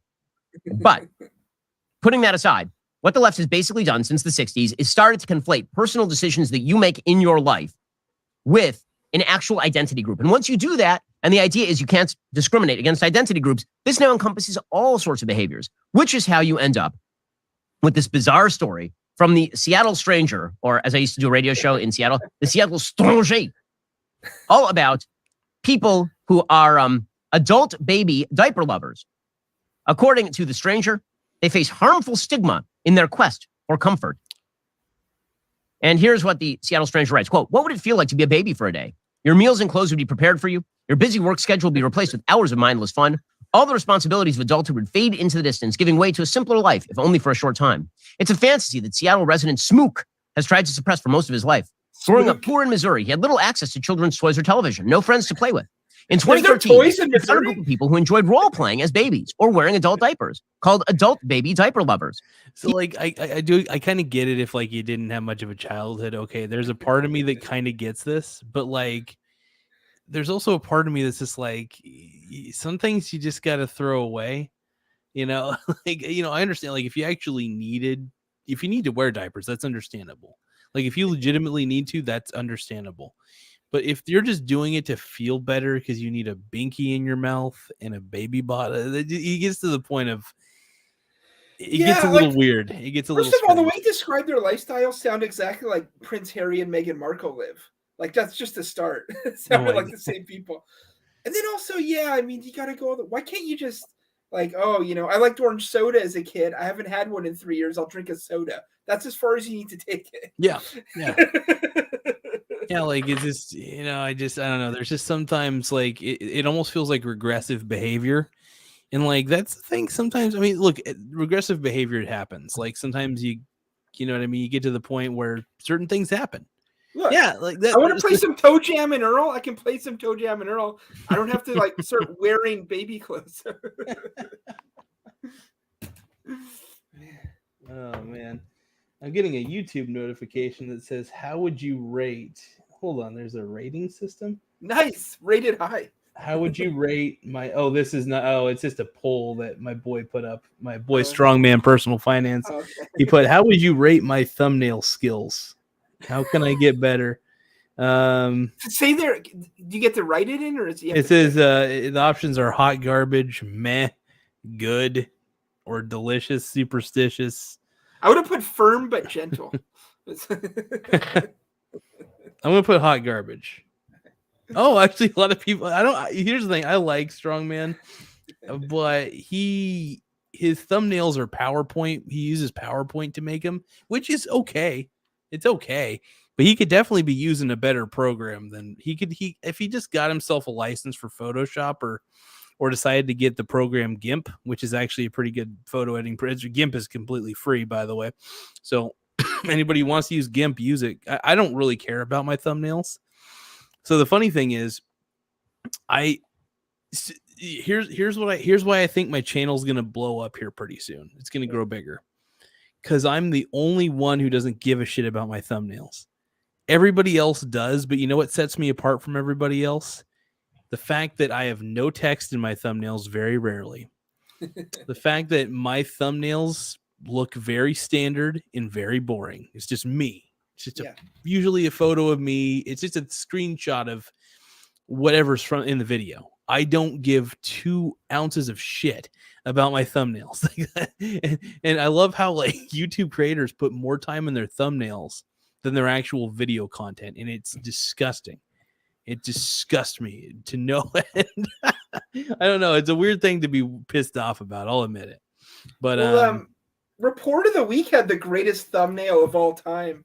Do you remember his? Well, first of all, let's talk about Strongman. It's like, yeah, his thumbnails suck, like, because mostly it's his face, and he looks like he's like having like a medical issue in every picture. I think that's it. I do have to admit his thumbnails are humorous. They're funny, but they're poor. I think the quality sucks. The quality is, I think it's okay to have. Well, look at his main thumbnail on his channel. It's like too far away. He's squinting, and it's like poorly lit. It's like, that's horrible to begin with before you even get to the video. I don't know. Somehow it works for him, though. My man's got 10K subscribers, so I'm totally fine with it. But okay, I got you. This is Report of the Week. He had the greatest thumbnail of all time. Actually, Papina Stewart, that girl I showed you 2 weeks ago, who was complaining about vegans. She had it made into a T-shirt. But it was for the I think it was Domino's did a Valentine's Day pizza where it was like shaped like a heart, and he was like reviewing it. Yeah. But it was so hysterical. I have this as my background sometimes on my work Zooms because it's hilarious. But let's see, where is it here? You have to give me one moment. Sorry, hold on. Yeah, no problem. Let me try and bring this up. Oh, thought I heard something. It's just honestly, it just sounds like rain. It just sounds like rain. I was like, okay. I always like to keep my ears a little open just in case there's anybody knocking at my door or something like that. But yeah, damn, it's not letting me bring up this. It's like in a JPEG. It only lets you bring. Oh, I see. It only lets you bring up stuff on the internet, I guess. Here, let me find the actual thing then. But it was so hilarious. This was like, I'm still laughing at this. But let me see. Report of the week, Valentine's. Bring it up there. But yeah, no, thumbnail quality to me doesn't really matter. It never has. Like, I mean, if somebody puts work in their thumbnails, okay, fine. But like, I've never understood the appeal, and those are the type of subscribers I don't want. I don't want people who give that much of a shit about my thumbnails. You know, I want them to kind of just look at what's there and just be like, okay, let's see if this guy's any good. Look at this, dude. That's the greatest thumbnail of all time. See, that's the type of thumbnail I'm okay with. It's simple. It gets the point across. You see the guy, you see the person. He looks like a serial killer. That's the fun part right off the bat. He's showing up with a heart-shaped pizza. I'm so proud of Report of the Week, though, man, because I do remember him from Tosh.0. Yeah. I remember seeing him on Tosh.0, and I didn't think that's how he got his big start, though. He got big by being seen by the world on Tosh.0, and then we know how he got big. Do you know the story of like they call him Review Bra? Do you know where that name comes from? Review Bra. Yeah, because it's like a Hawaiian thing, Review Bra, because he was chugging along. He was doing a show called Energy Crisis, where he reviewed energy drinks.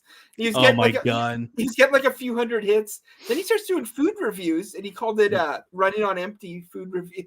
Anyway, someone on a weightlifting site, on a weightlifting message board saw it, or like a bodybuilding message board, and they thought it was funny because he's so skinny, and he's like reviewing all this food, so they posted it there. And that it took off from there. They called him Review Bra, and everyone thought it was hilarious. And then started getting more hits, and then it started snowballing. But it started on a random bodybuilding message board. What a beast! What a beast! Oh my god! See, that's the type of success I want. I want, I know that success. It's funny. I always think about Michael Bolton when I think about it, and I'll tell you why. About success, it took him. Because I think he started making music when he was younger, but it took him until he was like 33 years old to actually get a #1 hit, or to actually get a recognizable album or song, for him to make it big. And I thought, well, but he kept pushing along. His success did not happen. Well, it happened overnight. I wouldn't say it happened overnight. Well, okay, it happened overnight, but it took a long time for that night to happen, if that makes sense. Like, because once people knew about the song, they were like, oh, whoa, let's, because it's like, I think How Am I Supposed to Live Without You was his first single, but like, I don't know where I'm going with this. I guess I do know where I'm going with this. I'm all over the place.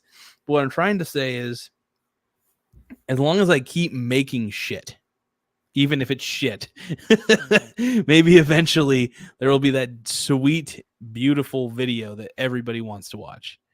And so far, that video's been like how to find porn on YouTube, I think. It's just me trolling the whole time. Yeah, the thing is, there's so much content now that it's it's those early years are hard to build up, But let me just review your channel. Okay, the profile picture that works. Michael Garza Show is not fine. Okay, there's nothing wrong there. That banner across the top. Now, what is that? It's like a tablecloth and some wine. Just says Michael Garza. I think it says Michael Garza and the boys. I spelled boys. I spelled boys BOIS on purpose. Like they spell fuck boys or whatever. However that is.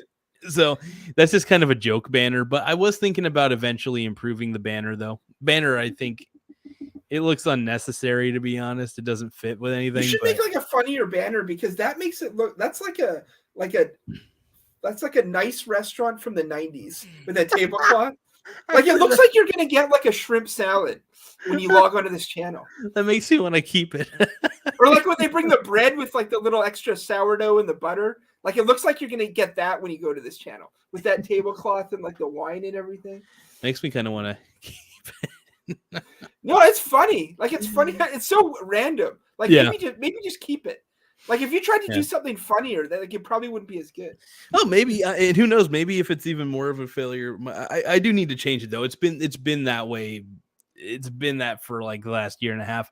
Plus, I do need to work on my my image editing skills a little bit. So I do need to polish up on a few things. So I think making another banner for the YouTube channel would be a good practice for me. So. Yeah, because otherwise your thumbnails are okay. Like there's no deception. That's what I was gonna say. So much of YouTube now is clickbait, like in the headlines and everything. And you click on something, and then it turns out not at all what it's supposed to be. Well, so, like, I do that with my titles, like this one right here: Bitcoin, Dogecoin, and Shiba Inu token should combine forces and become a Ponzi scheme. By the way, just to make sure this video's, I'm just gonna give a quick explanation. They already are Ponzi scheme tokens. Everybody, just want to let you know. But I want them to combine forces to be a super Ponzi scheme token.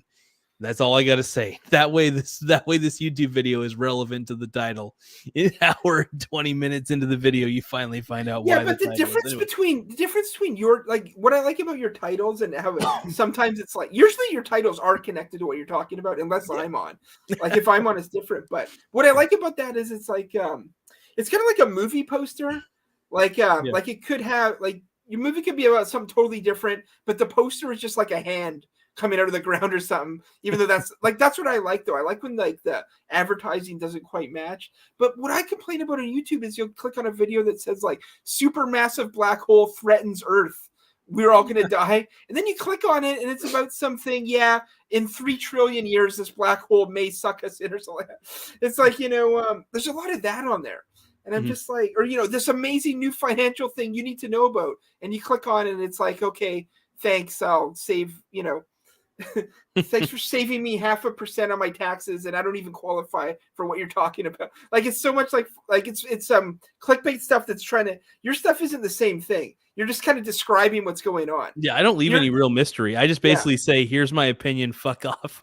Yeah, you're not saying click here to save $10,000, every year or something like that, like some of these other things. So, Oh man. That's but yeah, I keep the thumbnails. It's you. There's no deception there. It's you. It's you in a chair with a vacuum in the background. That's all it is.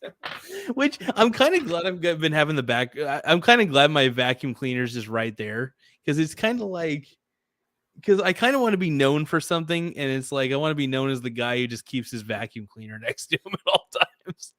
The thing is, I would do something crazy if it was me. I'd have like a cadaver in the background or something like that. The problem is someone would probably call the police and they'd show up, be like, yeah, we got a notice about your video. There was a body or something. Oh, God, no. Oh, Lordy. But yeah. Did you I think I texted you. Did you watch that Caleb Hammer video yesterday? Caleb Hammer. He's this financial audit. He helps people out of debt. Hold on. I'm curious. I didn't text you the link. I just asked you about it. Caleb. Oh, was it via email? No, I just texted you, I think. Oh, I don't know if I did. I can't remember. Let's see. I just looked at Caleb Hammer though. Is it recent? Is this like a recent it was his last one from 1 day ago. Like we don't gotta watch it. It's like an hour long, but normally I wouldn't even like mention it to you, but this one was so insane. Oh, I've actually seen this guy a little bit. I think you probably are the one who got me into him a little. But the one yesterday was insane. And 45 minutes into the interview, the guy, this guy is mentally ill. He's 41 years old. He keeps talking about some fake degree he got 20 years ago, and his parents pay for everything. And this guy threatens to leave the interview like 3 times. Caleb thought the guy was going to assault him. Like, he is mentally ill. Like, it is wildly entertaining, though. I recommend the video. But 3/4 of the way through, he says he had a mental breakdown. First of all, he starts the video by saying he's having trouble getting jobs because he got arrested for going on Facebook and saying he was going to Greg Abbott, the governor of Texas, saying he was going to kill him and eat his heart. That's how the financial audit starts. This guy said he threatened to kill the governor and eat his heart, so he got charged with something, and now he's having trouble getting a job. 3/4 of the way through the interview, he says he had a mental breakdown in 2016 when Trump won. He actually had a mental breakdown, and then he says he had more mental breakdowns. Then he started crying, but But the guy, Caleb, keeps telling him different jobs he can get. He keeps telling him like all the reasons he's not going to do that job. And he keeps going back to some degree in something called information systems, which is one of those degrees where they just jam two words together. It doesn't mean anything. And the guy can't explain what he means, like what information systems is. And it's just, but it's the guy, like, as the interview goes on, like you're worried about Caleb Hammer. You're just like trying to get to him. Get out of the room now. Leave the room. Because the guy's about to snap, you know. Yeah, just. But yeah, like Caleb Hammer's cool, but that is the one video I would recommend anyone check out on Caleb. It almost seems like Caleb Hammer's trying to be like the Jerry Springer of YouTube without the bodyguards and stuff. You know what I mean? Without the studio audience. Because I've looked at some of the people he's interviewed. Okay, let's see.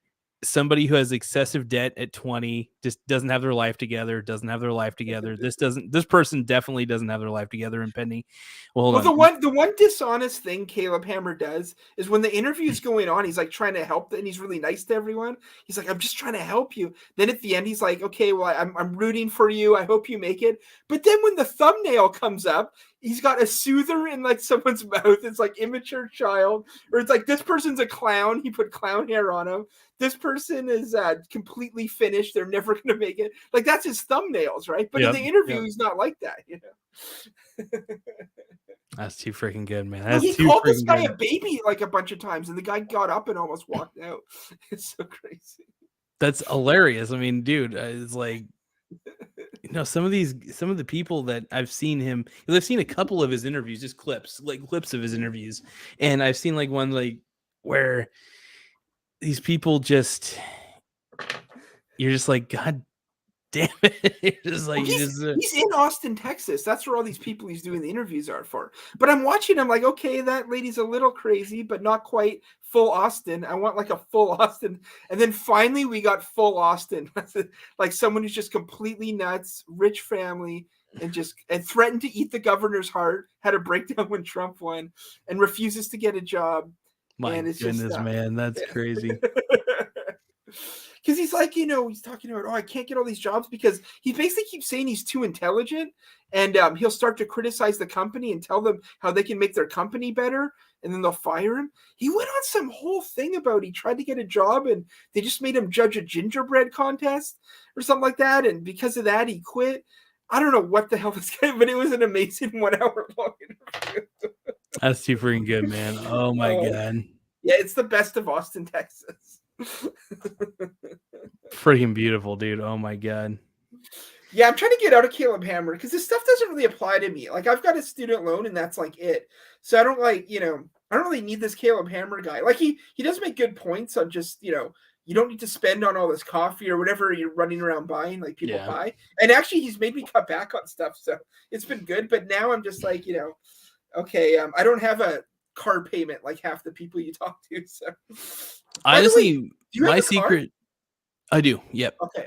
I have an 04 Dodge 04 Intrepid. It's sexy. It's silver. It's hot as hell.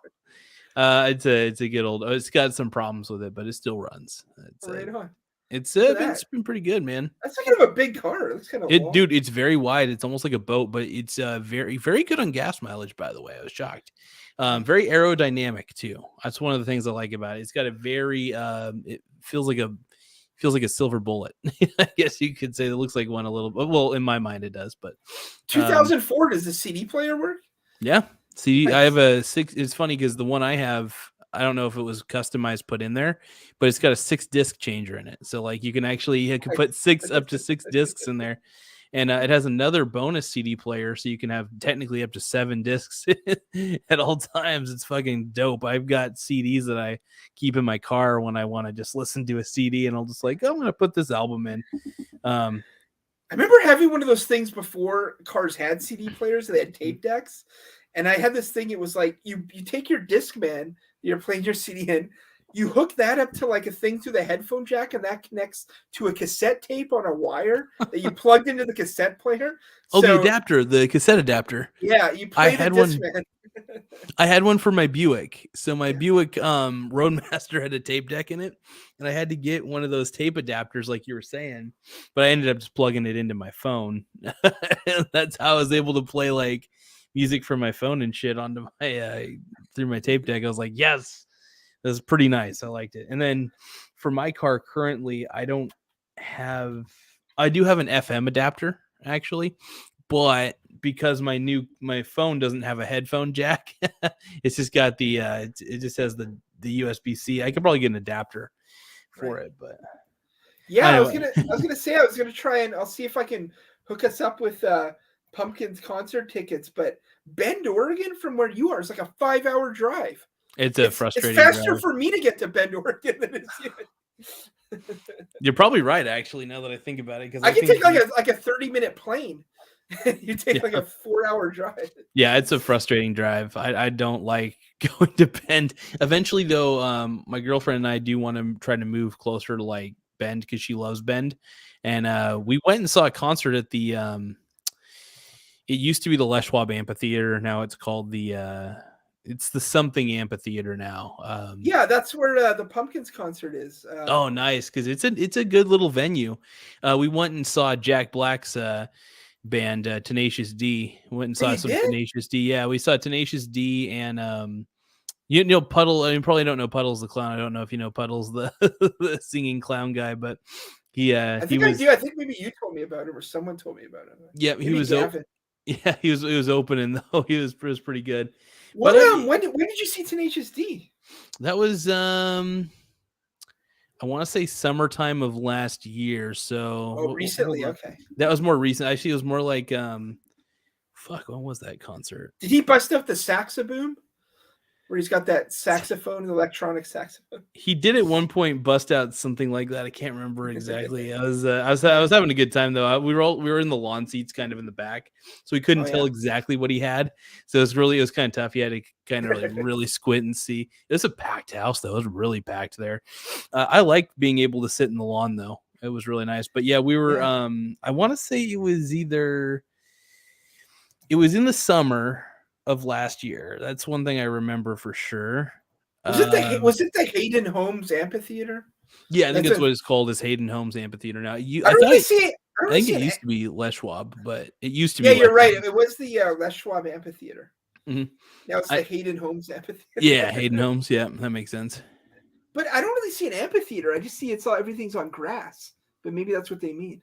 Yeah. Maybe part of it's not on grass. But what the hell is Hayden Homes? Let me look that up. Hayden Homes is like Hayden Homes offers new homes for sale. Nice. There you go. It's a new home builder. Okay. Do you guys have Vivant Smart Homes or whatever? It's called Vivant Smart Homes. Vivant?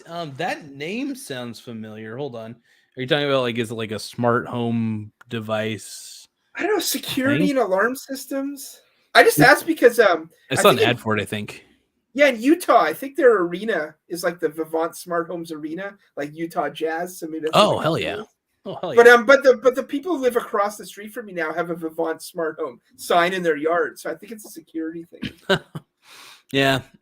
As far as smart stuff goes, when it comes to smart anything, I as much as I like automating my life and stuff, I'd rather, I don't know, I just automate my money. That's all I automate. I'm like, I just automate my money. Everything else I do manually. I stayed at someone's house who had Alexa a while ago, and it was creepy. I didn't like it. Like, they're telling Alexa to do stuff. Like, hey, turn the lights on, or dim the lights, or turn the radio, turn the TV on. It's like operate the automatic dog feeder machine or whatever. And you're talking to a robot, and you've given it a name, and it's doing stuff in your house. Like, I draw the line before that. I don't go all the way to Alexa. Well, do you ever use what do you call it? Google. Do you ever use Google Assistant at all on your phone? Like Google Assistant? My phone's my phone's my work phone, which I get for free. I pay 0 bills on it. It's completely for free. So because of that, I don't really mess with it. I download the Ticketmaster app because sometimes you go to a concert and they only do like a phone ticket. They don't do a paper ticket. So that's all I've got on there is the Ticketmaster app and whatever else came with the phone. It's got like a calculator. I can see what time it is in different times. That's like all I got. So. But yes, I don't use my phone for anything. I don't even leave the house with it. It's just my work phone. I kind of just call and text. But everywhere I go, the first thing I see and the last thing I see when I leave my home is someone on their phone doing something. And I don't know what they're doing, but they're doing stuff on the phone. Yeah. I actually, I've been trying to curb my phone addiction a little bit because I don't really have much of one, to be honest. I think because I actually have a little thing that monitors how much time I'm using my phone. Yeah. And I decided that I'm going to start controlling my phone from my computer. And this is going to sound weird, but what I do is right now as we speak, I just connected my phone to the USB port. Yeah. And right now, I'm actually, while talking to you, I'm actually scrolling through my phone and controlling it right from my computer. Okay. And what's really neat about this function, really cool, is that I can remix, because you can only through the YouTube app, you can remix existing videos that you have. So I hate typing on my phone. I hate it with a passion. My fingers are too big and dopey. It's so tough. But with this app, with this program, I'm able to access my phone with my mouse as well. By the way, I can click any part of it on my mouse, and I can use my keyboard to type shit out. I can copy and paste from my desktop to this, and I'm able to basically do the things that I want to do on my phone without actually having to be on my phone. Because like there are certain things that I hate typing a message on my phone. I really do. Okay. And typing on a keyboard is so much more natural to me than because you get your thumbs with your, when you're on your phone, you're just like struggling to type I fucking hate it. I hate it. There's nothing more hilarious than to me when I'm like near my office downtown. There's like a lot of construction going on right now, and you see construction workers like on their break or on their lunch break or something, and it'll be like they'll have like a hard hat on, like vest, tool belt. They'll be like 6'6" tall, some giant guy, and he's hunched over on his phone. He's like, dude, it's the most hilarious thing I've ever seen. It's like, what is going on? Like something seems wrong about it. Like it's just hilarious. It'd be like if you just put on a tutu for some reason. It would look like the same thing, There's some giant guy and he's just like this or just like scrolling or something. It looks hilarious. I don't know. Yeah, the thing is, man, I choose like the only time I really like to use my phone is if I'm distributing my content. For instance, like I'll go on Snapchat and I added as many random people as I could on Snapchat, for instance. And I just like my Spotify podcast, I just share it on there and that's it. I make money off that, surprisingly, but I've checked out your Spotify, especially when you were like banned from here for a bit. Yeah, that's all I could do is just upload shit to Spotify. And I was like, and that's kind of my intention. If YouTube permanently bans me for whatever reason, right? I'm just going to go straight to Spotify. I'll be on Rumble as well. I haven't uploaded to Rumble in a while, but YouTube and Spotify are my main places. I don't feel remotely threatened by Spotify. Spotify is the nicest platform in the world to me. Like they're too nice to me, actually. Like I think I've been abused by YouTube for so long that I think that any platform's nice to me, Like YouTube's I don't know what YouTube's moderation system is on the verge of abusive, in my opinion. It's like it's abusive and it profiles. They profile, and I don't even care if that bans me at this point because it's the truth. That's my truth, at least. But yeah, it's like a lot of stuff now. We're at a crossroads where new systems are coming up. The old ones are getting too restrictive, and there'll be like a threshold switchover kind of thing, or just people will separate. Like Twitter, like lots of leftists. Oh, they hate Elon Musk, so they created Mastodon. So it's like the liberal Twitter. But apparently they fight each other a lot over there. But whatever. People will separate out. Not necessarily political. That's the thing. Most people aren't political. So it's not going to like separate out necessarily like that. But it'll just be someone will say something not even knowing it's controversial. They'll get banned. Then I'm like, all right, I'm just going to try Rumble then. And maybe they'll find an audience there. So it'll be people who aren't trying to be controversial getting banned for stuff they didn't know or think was controversial. So then they'll just like separate out on a Spotify and different stuff. So See, the thing is, man, I don't want an echo chamber. That's why I wish YouTube would just be a bastion of free speech. Yeah. Because like YouTube, I don't want YouTube to be an echo chamber. I want it to be a free marketplace of ideas, and that's slowly what it's not becoming. Well, you know, look what Rogan gets away on Spotify. He gets away with pretty much saying whatever he wants. I love it. That's why on YouTube, I don't think he would get away with that anymore. That was one of the benefits of him going to Spotify. Is, you know, I think YouTube. You know, when he did switch to Spotify, though, he had to take down a bunch of old episodes of stuff, like even stuff that wasn't controversial. It's just like Michael Malice or something. But I'm just tired of people getting banned for just whatever reason, just because they have a certain view on things. Let people have their own views. Like, what harm does somebody have? You only turn him into a martyr, by the way. Donald Trump became a martyr when YouTube banned him. When big tech banned him, he became, I wouldn't say a martyr, I guess it's a little exaggerated, but you know, they were trying to deperson him. Like, they're trying to deperson a lot of people.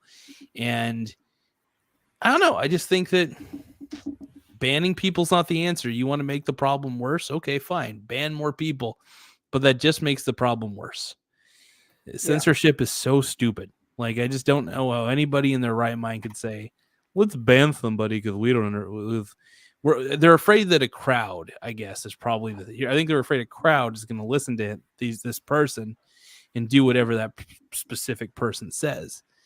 When in reality, that's not how the world works. It's just like, I don't know. Well, how about when Biden got elected and he put out his videos and everyone started hitting the downvote button, the thumbs down. Oh yeah. And so his video would have like 100 likes and like 30,000 dislikes. Yes. So they took away the number, right? You can't see anymore. You need a special program to see it or something. Yeah, and it pisses me off because I like to see the dislike rate. I like to see the dislike count.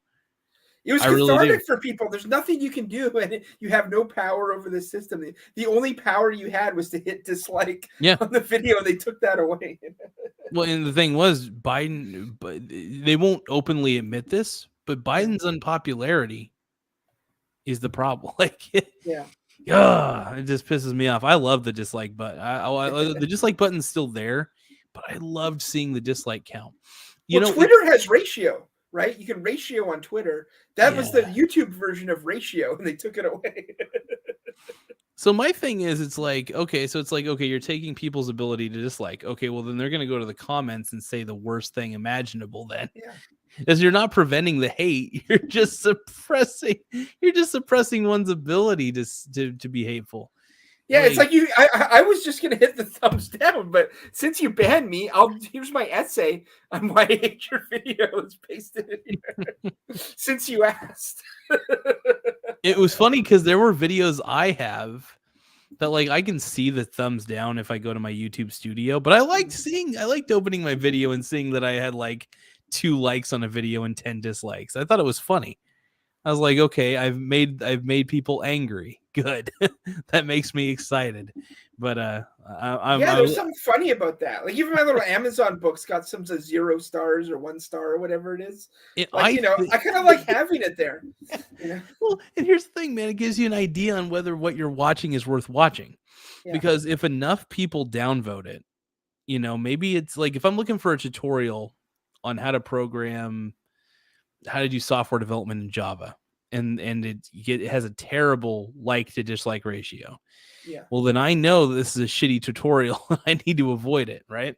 So there's like a quality assurance sort of thing going on, because it's like, you know, let the free market decide, and the free market is the people who are watching the video. Let them decide. And also let people be able to see what everybody's decided. You know, let everybody see that ratio. I think, and also it draws people in. Like, it could be your video, or let's say it's someone who has a lot of, like, a Steven Crowder or something. If I'm just going through his page and I see, all right, this one's everyone likes this one, everyone likes that one, everyone likes that one. Oh, what's this one? It's like 50% thumbs up, 50% thumbs down. Yeah. I got to know what's going on. I got to know what people are mad about. That's the one I'm going to click on. You know, I want to see like one where like people are sure if they like it or not. So, because then I want to be the one to decide for myself, right? So that's the one I'm going to click on. I'm not as interested in the one that everyone likes, where I already know what he's going to say. You know. It's like, how boring is that, you know? Like, how fucking boring. Yeah, if I went through your page and I saw one that was like a ton of dislikes, that's the one I'm most likely to click on. Yeah. To find out It's like, is everyone right? It's because then now it's like interactive. It's like a challenge. See, is everyone right, or is my opinion better? I think I was getting more subscribers when people saw how many dislikes I had on my videos, because people, I think people like the fact. Some people like the fact that I am a rebel. I don't go with the crowd opinion.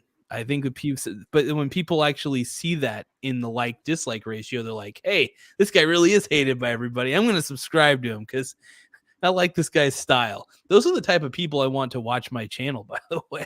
And you don't know why someone clicks it or not clicks it. They might click dislike because they don't like the brand of headphones you have on. Yeah. Or they could click like because, you know, who knows, something you said. It's like, you never even know, but that's just sort of it's kind of anonymous. But, you know, again, it's just a raw number up and down. It was nice to be able to see that. And now all you see is like, I guess some people voted up. That's all we see. But yeah, it used to be more interactive. It was like a challenge. It was like a fight. It's like, okay, let's see what the opinions are. Everyone's fighting about this. Now I'm going to decide. And now it's just sort of all you're seeing is like a few people liked it. It's like, that doesn't mean anything. The likes don't mean anything if you don't see the dislike. I don't know. That's my opinion, but I like it though. I like it. No, I felt like it was more transparent to see both. Just to be able to see both was so much more transparent. Yeah, like why even have the like button at all then? If there's no dislikes, like what does that mean? Yeah, I mean, like it's just because they felt it would hurt creators' feelings to feel. It's like, okay, fine, the creator's gonna see it anyway if they go to their studio. You know, it's like like the dislike doesn't mean anything either without the likes. You got to have a both. Like YouTube wants to censor dissenting voices, dissenting opinions. And if in disliking something is a dissenting viewpoint, you know, and it's like, ugh. But no, what's weird on YouTube is you can't block someone's videos, can you? Like if you don't want to see their videos, like I've never found a way to block their videos. Actually, like if I want to block Colbert from popping up, how do I do that? Let me see. So actually, I can show you right now. One moment. I'm going to actually pull up something here. I haven't done it in a while. I know there's a way to do it. If you just give me a second, I'll actually show you. Yeah. It's kind of cool. So I'm going to add this real quick. I'm Brett Davey. I'm 41. This guy, yeah. This was legendary. Mike recommends. I'm going to like this video. But, okay. So if you click on this, no, that's report. Oh, that's the report button. There's, yeah, you can report. How do you block?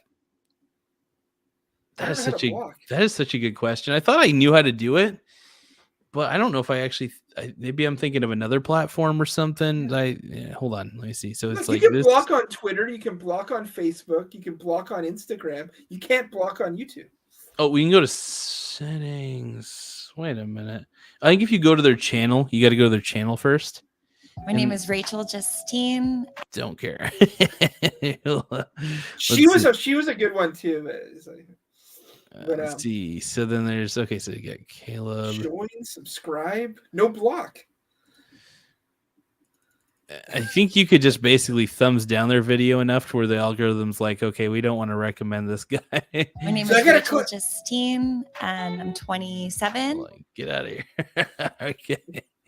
So I gotta go to some channel I don't like and start downvoting the videos so they stop popping up. But it would really mostly be for all these talk shows like Colbert, Seth Meyers, all them. It's like I don't want them popping up all the time. Yeah. Yeah, I think otherwise I'm getting so much random stuff lately.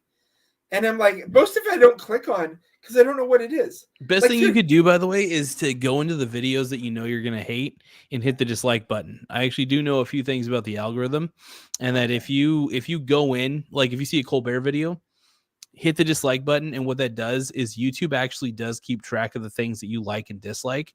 So if it sees that you dislike a series of things, it's going to try to avoid sending you those things as a recommendation to watch. But well, you know, most of the point I kind of like it because it sends me stuff that's trending. Like every time I log in, I get the Jenna Ortega Hot Ones chicken wing video popping up on my thing. And I haven't clicked on a Hot Ones video in probably a year, but they keep wanting me to watch this Jenna Ortega one. And it's like, I still haven't clicked on it. And it's like, but it's kind of good to know, okay, 13 million people are watching Jenna Ortega eat a chicken wing. So that's what's going on in the culture.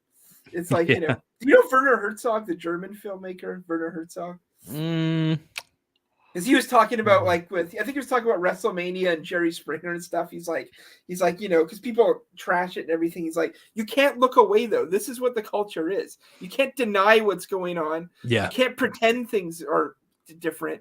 You just, you know, and if you're not going to accept it, then you're not going to know what's going on in the culture, basically. So, yeah. So I got random stuff popping up. I got Martin Shkreli. I got some guy I've never heard of called I Show Speed going to an island for 1.5 million views. He looks like a black soccer player.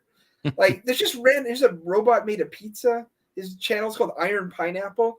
Like I have no idea what any of this stuff is. I probably not going to click on it because I don't have time to even figure this out.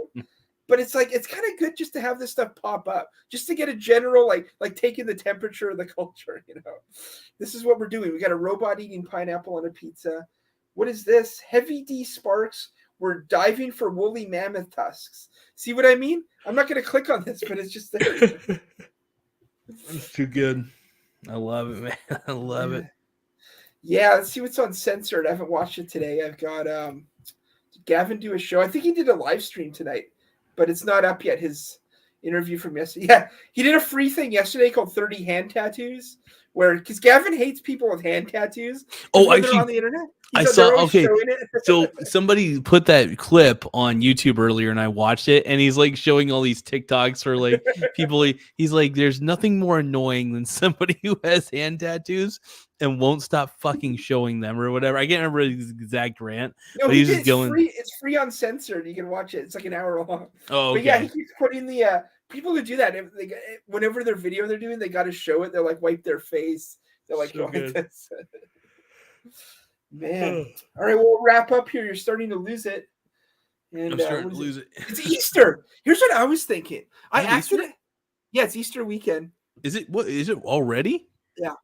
Bullshit. No way. Tomorrow's Good Friday. Do you get the Easter off? You maybe get holiday pay. I do get Easter off. That's why I'm actually surprised I didn't remember this. Hold on. I do. I work for the government. We get holidays off. No, we get, so where I work, we get, as I always keep my workplace a mystery to all the viewers, but I know that you know where I work. But yeah, so Sunday, I do believe I get Easter off. Yeah, Easter is already upon us. That is so crazy. I thought it, for some weird fucking reason, I thought it was next week. I thought it was like next weekend, like not this weekend, obviously, but like this, I thought it was gonna be like on the 16th or something. I don't know why. I have zero clue why I thought that, but well, all the stores are selling like chocolate eggs and all that. I thought about getting like a giant one because I accidentally subscribed to some YouTube channel that's like one of those eagle cams, like it's up in a tree and you're just watching eagles hang out in a nest. I thought I would do a live eagle cam and people would click on it, but it would be me just like sitting on a chocolate egg for like 8 hours, or just like looking around. And I just have like I'd find some feathers. It would just be me in like a chair, just looking around for it. So that's all these eagle cams are. They just hang out in the tree all day. They just once in a while they'll fly away and grab a fish and come back. It's kind of cool though. So you said there's eagle cams on like YouTube and stuff? Yeah, I have one called FOBBV cam, fob cam. They're in Big Bear Valley, which I think is like Colorado or something. But they had their eggs stolen by like a raccoon or something. I don't know if their eggs, something stole their eggs, but they still hang around in this. They're still hanging out in this nest. Maybe left some more eggs, but there's like 2 of them. But yeah, Big Bear Valley. I think that's Colorado or something. But it's snowy there. But I want to end the live stream here in just a few moments because I got a couple things I got to do around the house. First, I've actually got to take the trash out of the side of the road. I forget. I got to do that before I forget that later. And then I gotta vacuum up the place a little bit. It's been getting a little unusually dusty in here, so I gotta get. Maybe one more quick video. Do you know Copper Cab? That guy. Oh. Do you remember that guy? Gavin. First off, I love the compilations of just him and Gavin fighting over webcam, just like him just being like, "You're such a pussy," and nobody likes it. Well, he had a show on Censored. Do you remember when he boxed Gavin? Yeah. Yeah. So you're saying that Copper Cab actually had a full out show? Yeah, he had a show on Censored. They did like 20 episodes. It ended though on Christmas Day 2020. He hasn't done one in like over 2 years. But he's on Twitter. He's weightlifting on Twitter. I know that Gavin loves the hell out of Copper Cab, and like his Copper Cab is a content machine. He's so funny to watch, like because his outrage. He's just the funniest troll. Do you know who Belle Delphine is? She's like a gamer girl, Belle Delphine. She's like a webcam gamer girl. I've heard the name. I heard the name a few times, like tossed around on YouTube, but no, I have no idea who she really is. But well, he got obsessed with her in his thing. Okay, here's but this is hysterical. We'll play one more. First of all, he had gone to jail or something for an Antifa protest or something. So this is him getting out of jail. I think his sister picked him up or something. But then halfway through the video, it's his obsession with Belle Delphine. Oh my god, I love it. But it's hilarious. So, I'll give me some Copper Cab. Give me some. Are you playing it right now? Oh yeah. You go fresh out of jail. Oh my god. This is visibly. Copper Cab's the goat. Yeah. I thought I had it all together. I found in You walked away. You were a clock that was ticking in my home. Change my state of mind. Ladies and gentlemen, So hard to find. we got him.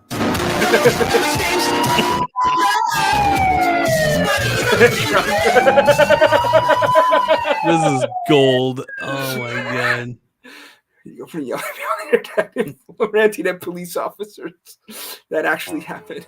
Yeah. This is one of my all-time favorite episodes.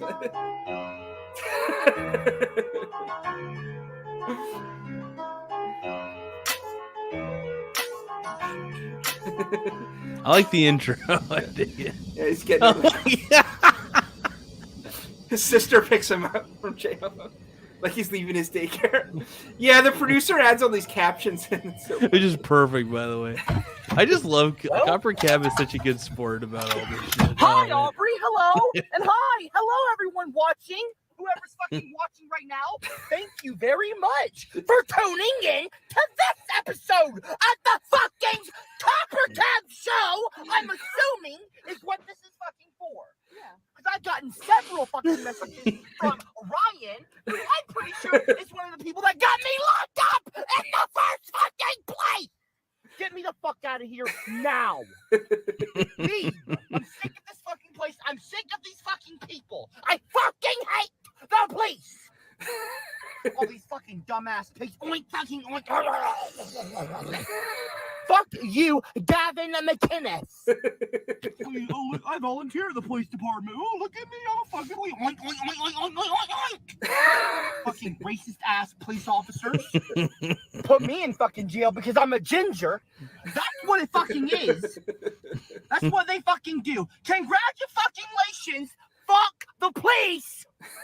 Bunch of racist assholes. Because I go in the police department, okay? Because I'm filing a complaint, okay? I'm going to the station to file a complaint, which is, by the way, legal. It's legal. They put me in jail, okay? Because I'm too loud, apparently. I'm not fucking loud. I wasn't screaming at the fucking police officer, Aubrey. I really don't know what you expected. Well, what do I expect is to be treated? I expect to be treated like a fucking human being, okay? If you want to be respected. Well, that's fucking impossible! I can't respect the police, and especially in this fucking climate. You know what? There's a nice little white family over there. Oh, look, they're probably not being bothered at all. No problem there. put some POCs like me. He's so and good. have He's me so walk good across at the acting street, and outraged suddenly about there's a everything, and fucking problem. it's Oh, almost and I'm leaving. believable. Don't forget your Like, fucking mask. Like they it's fucking so care. beautiful because it's almost believable. Like that's why it's so gold. Like he's the great. It's hilarious. What? What this? Yeah, he's just We'll see about that. We're gonna, you know what I'm gonna do? I'm gonna get Gavin McInnes locked up, Ryan locked up. Okay, I'm gonna get Brian. Hi, Brian. I'm sure you'll be editing right now. I'm gonna get you fucking locked up, and then we're gonna get Donald. Oh my God. Trump locked up. Yes, this J. Donald J. Trump, the J thing, jackass. Oh, Prick. my God. Take me home. I fucking hate this city and I hate place. Oh, yeah, he's gonna. This is what I saw. I was like, "What is this?"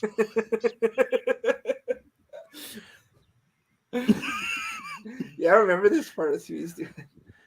What I like is they just like. I wonder what his neighbors think of it. Is he does so much content. I'm pretty sure this is Abel. Okay, here we go. Later that evening. He's watching Belle Delphine.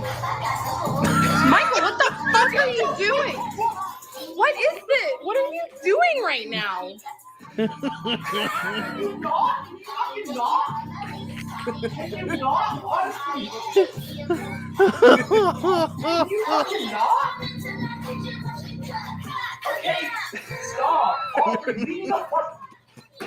What are you doing?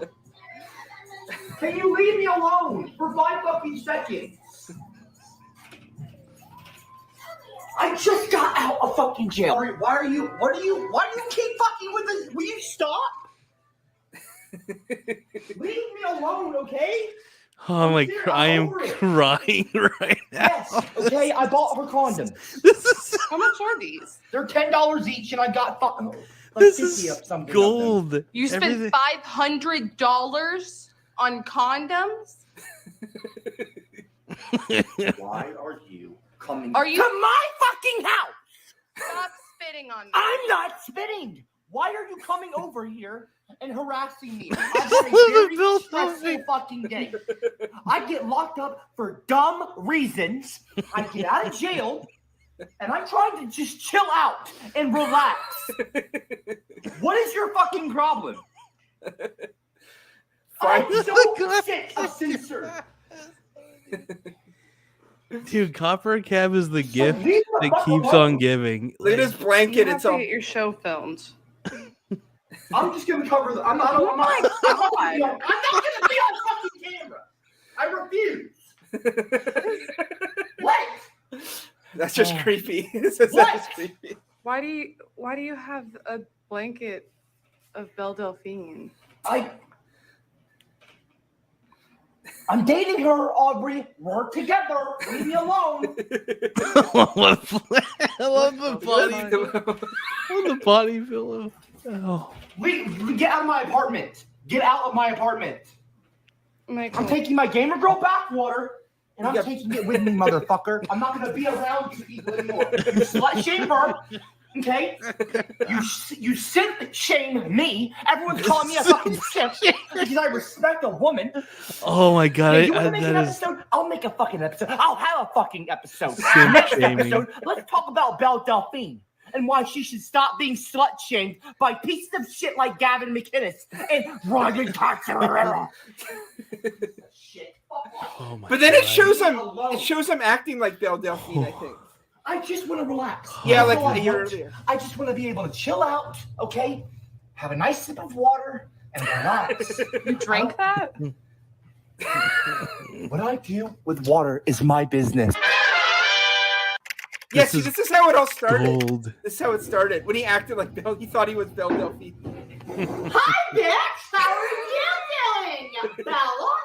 Belle Delphine. Ding, Belle Delphine. Listen, sweetie. Okay? I've got no problem with you being back. You understand? Have no problem with it. But when you left, things they changed. You see, you left the void. And we failed it, sweetie. Guys, I want to get one thing straight. I have no fucking problem with Belle Delphine. He's on the table.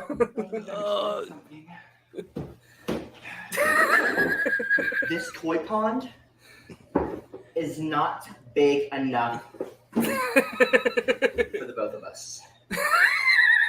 And I'm a beta fish, sweetie. Yes, we are the same. But I will still eat a bitch. Do you understand? So, if you don't want to get bit, I suggest you back the fuck off and save some for the rest of us, okay? There aren't enough simps to go around. Do you understand? Some of us have mouths to feed.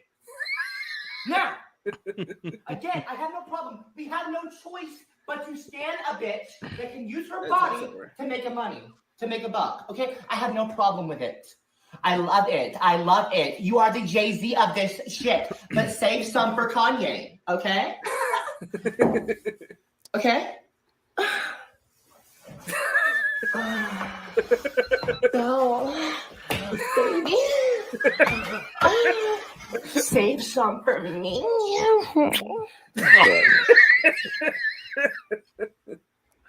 Oh, God. That's just the thing.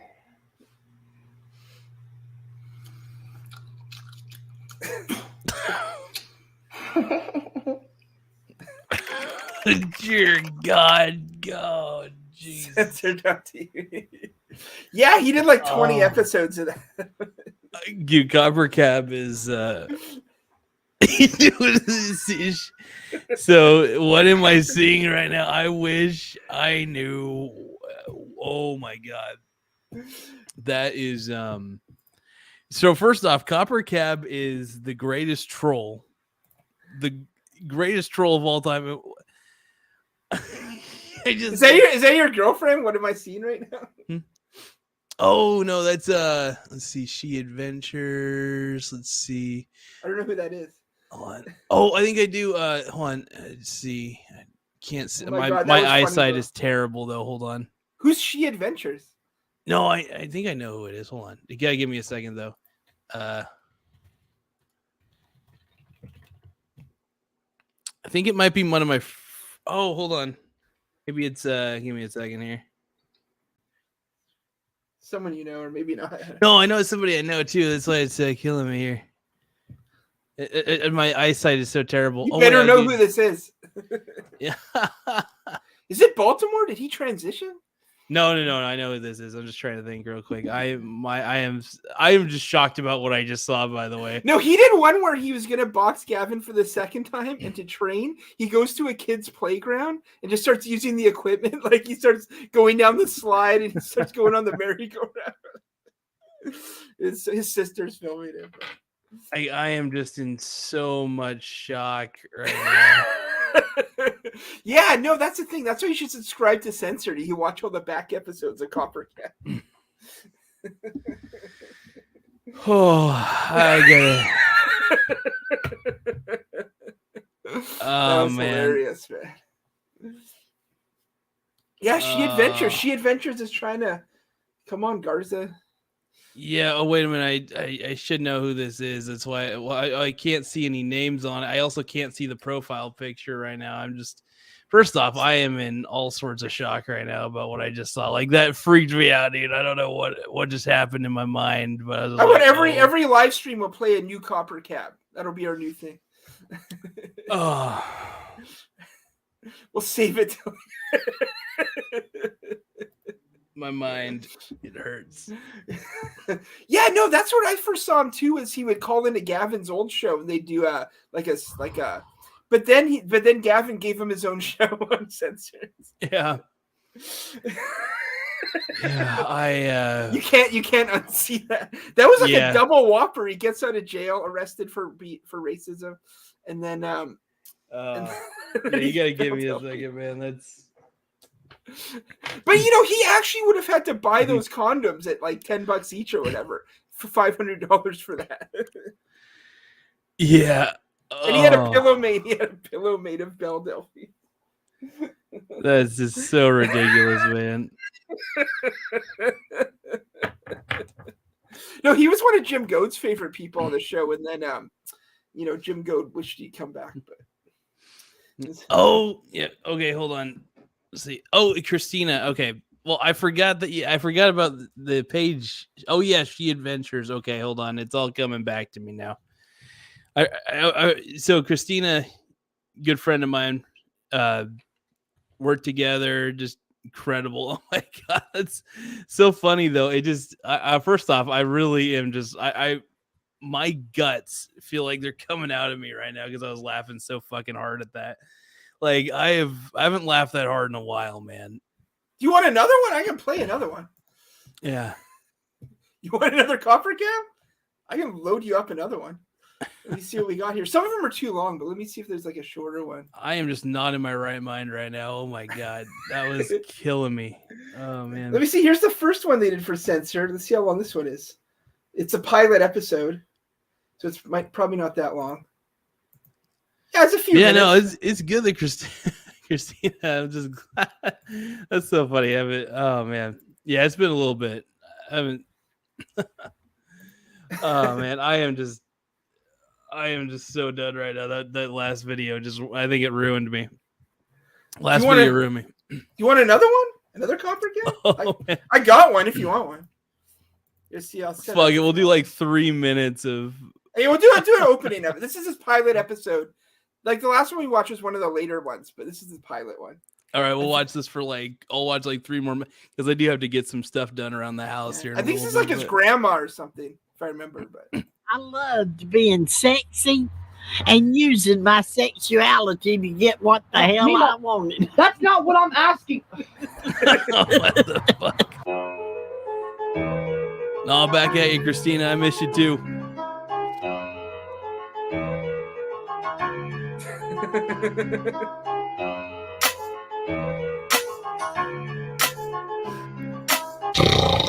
Sure. Oh, God. Oh, is it over? Oh, I passed out.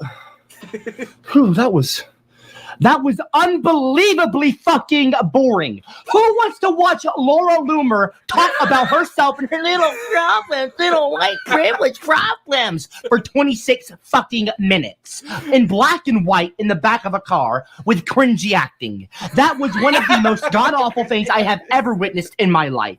I'm serious. Gavin, look. You and I both know that you have made a lot of mistakes, okay? But I don't think you know what kind of mistake you made when you had me come on your little network, and you gave me a show. How fucking stupid are you? I mean, just when I start to think that I've figured out how dumb you actually are, you surprised me, Gavin. I'll give you that. You are full of surprises, and I mean the worst kind. You always surprise me in the way that you stoop to lower levels of idiocy. You have given me a sword to stab you with, basically. You have given me a show on your shitty little Netflix clone that, by the way, consists of a bunch of shows that no one even wants to fucking watch. Get Off My Lawn. Oh, look. Get Off My Lawn live. Oh, look. Gavin's little fuckboy, his little sidekick has a show too. Ryan's Mailbag. No one wants to watch Ryan's Mailbag. Who gives a fuck what's inside of Ryan's mailbox? I don't. Probably just more bills from the IRS, fucking letters from the IRS, probably getting audited. Listen, okay? I am going to do to your whole network what you tried to do to me in the boxing ring. I'm gonna fuck it all up. One by one, I will systematically destroy each show on your network, okay? By getting bigger ratings and getting bigger numbers than all of you on your own website, Gavin. These shows are absolutely snooze fests. They're boring as shit. I could literally interview my Meemaw on the front porch for 10 minutes or so, talking about Sexism in the workplace. That is one of the most boring social justice causes. I mean, yes, it is a huge problem, but I'm saying basically what I'm saying is I can just talk about something mundane. It's a problem, but it's something boring. Anyone else talking about it, it's just a bunch of bullshit. Sexism isn't in the workplace. It isn't, but I'm saying this network, this whole website, this little sham you've got going here, it's just a bunch of baloney. And I can literally talk to my Meemaw. Meemaw, can I interview you later? You sure can. I'm going to interview my Meemaw talking about sexism in the workplace, and that will be more entertaining than Loomerd. Loomerd.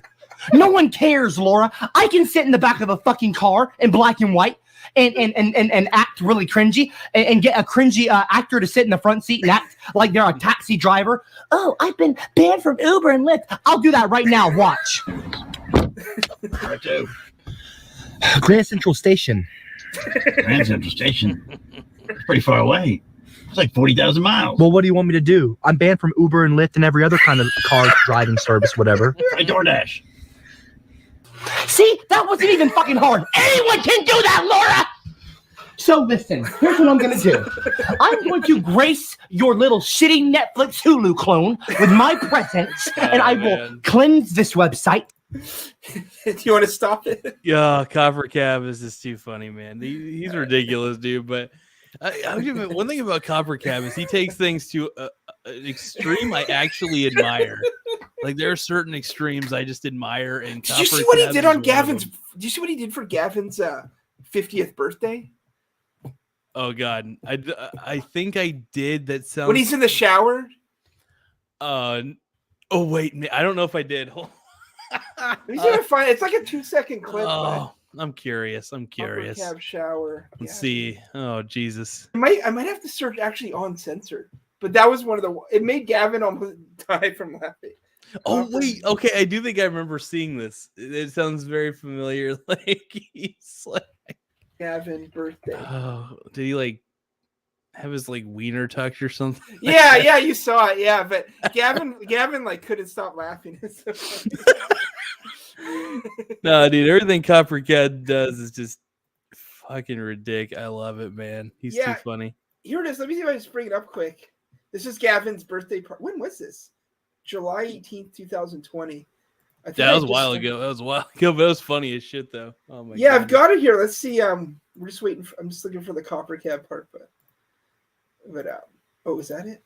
Dude, I don't know what it is about Copper Cab, but when Copper Cab and Gavin start going at it with each other, that just I'm on the floor laughing, like I just can't breathe. Like they're like, their style of comedy is ridiculous.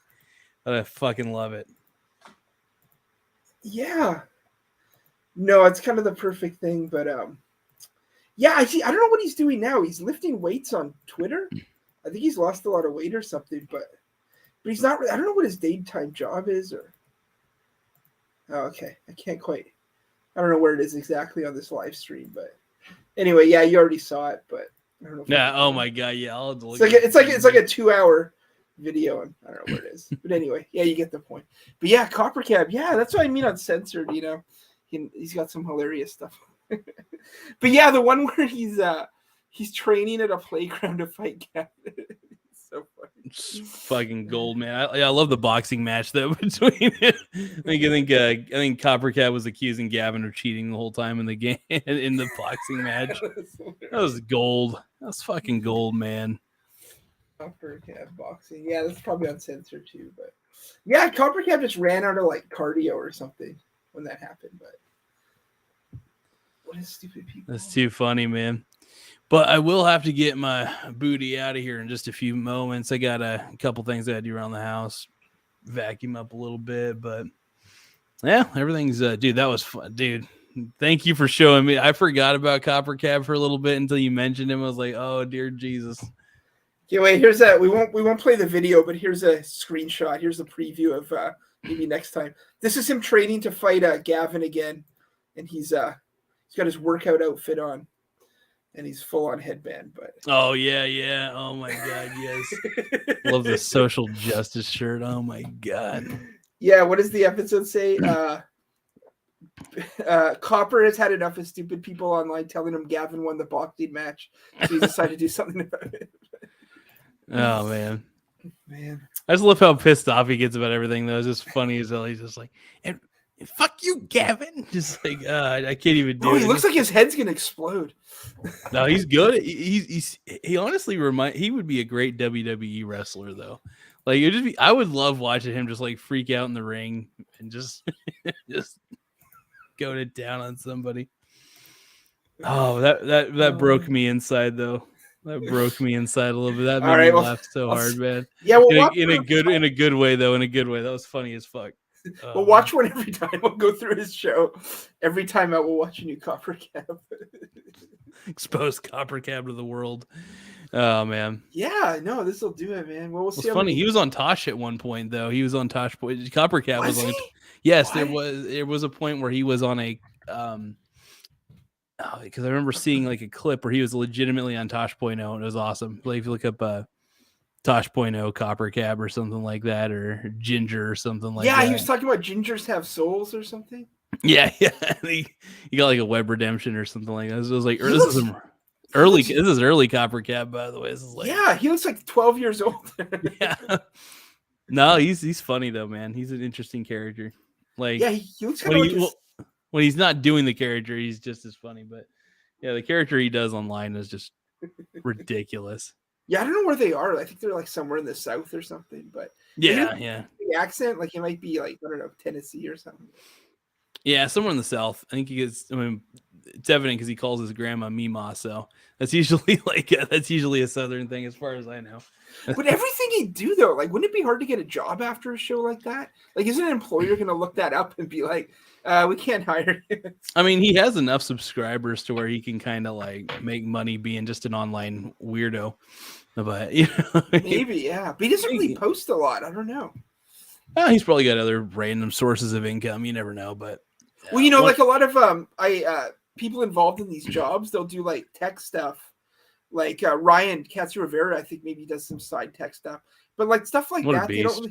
But they stuff like that, they kind of don't look into it as much. Yeah. But I think Gavin has given Ryan a lot of money, and I think they have a contingent because I think he kind of knows that Ryan can probably maybe not get hired most places now because it's associated with censors. So I think Gavin's got like a fund established for him if something ever happened to Gavin. Yeah. Because Ryan's like that. Once you go, like it's a I don't know if anyone would hire him again, but yeah. Well, the thing is, like, I don't know, like one luxury I have is my first and last name are super common. Oh. So like Michael Garza. If you look up my name, it's tough to find which one you're looking for. But yeah, honestly though, I have no shame. I am who I am. That's the way I look at it. And if an employer ever like didn't want to hire me for whatever reason because I have my show, it's like. My show's pretty much a financial show, so it doesn't really matter. So all they see are the really ridiculous financial crap that I do. But what's holiday weekend? Do you work Christmas? I think that'd be like a busy day for you. Day after Christmas, I got to work. But so Christmas Eve, I typically would work. I think. What do I work Christmas Eve? God, I can't even remember anymore. Let me think about that. Did I work? I think I worked Yeah, I worked Christmas Eve. That's right. I worked Christmas Eve. Did not work Christmas Day. Day after Christmas definitely worked. But I get major holidays off, which is nice. Right. And so it's pretty cool. I'm able to get like the luxury there. So, but yeah, most of my I'm trying to get most of my money from just dividend income, which is cool. Dividends from stocks, obviously, and then me betting against Bitcoin, which is actually kind of nice. Betting against Bitcoin's made me a decent amount of dough, but every time it goes up, I just bet against it, basically. So that's how I roll. Yeah, before you take off, I can bring up quickly my my dividend spreadsheet just to get a quick snapshot. Like it's not super interesting, but. No, I'll get a quick look at it. I always like to look at a good old spreadsheet here. It's not very interesting because I've bought and sold a bunch of stocks. I'm down to like a couple stocks I own, but you're good. I've only been in 2 years. You're probably more organized than I am. Like I don't even keep a spreadsheet of what I have. I just keep my brokerage account. And I'm just like, yeah, I call it good. I just kind of buy and hold whatever the hell I want. Oh, you know what? I don't think I can share it because I can only share it's stuff fine, that's dude. on the You don't internet. Dude, Never you don't mind. even, I forgot it about don't that. matter. Oh, either way, though, I mean, my thing is I probably should keep a spreadsheet, but I don't. I just invest and I just hold whatever I hold, and then I do my taxes at the end of the year. I mean, everything you need for the taxes is in the night. Well, you're in Canada, but we have a 1099 form or whatever for stock dividend payouts and shit like that, dividend taxes and shit. But yeah, I pretty much I'm all about long-term investing, man. That's what I tell everybody, man. Just invest in the good shit, good companies. And if you don't know which company to invest in, then S&P 500 index. Get one of those and you'll be fine. I'll at least give you instant diversification and you'll be good. Yeah, definitely. Is She Adventures still there? I'm looking at her channel. She's got what's up with this Doja Cat playlist she's got? I think she left. Oh yeah. Yeah. So She Adventures is actually a friend of mine, Christina. We used to work together and pretty cool. She's awesome. She's doing a lot of digital stuff online from what I know. I think, yeah, I forgot about the She Adventures page though. I completely spaced on it. I was like, oh shit. I was like, because when she said Christina, I was like, okay, that makes sense. Because I could barely see the thumbnail on there. And I was like, well, who is that? Speaking of adventures, we watched that Tim Dillon video earlier with the Disney. This is a real life thing, like what he was portraying.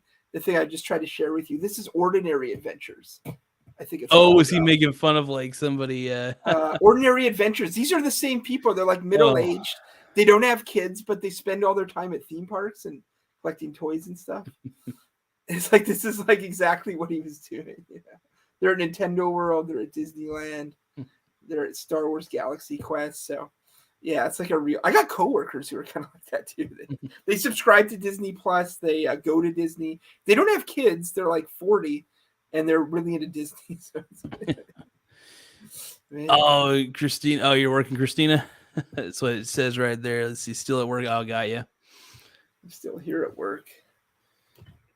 Get it. All right. Well, She Adventure. I'm gonna go have a He Adventure at the Circle K. Hashtag jerky. Beef jerky. Get the beef jerky, man. Hell yeah. I'm trying to learn affiliate marketing at the moment. Oh, affiliate marketing's fun. I love affiliate marketing. Holy crap. Yeah. So the great thing about affiliate marketing is, let's see. What's really nice about affiliate marketing is the fact that you can take the links from whatever product you're trying to sell. You get like what do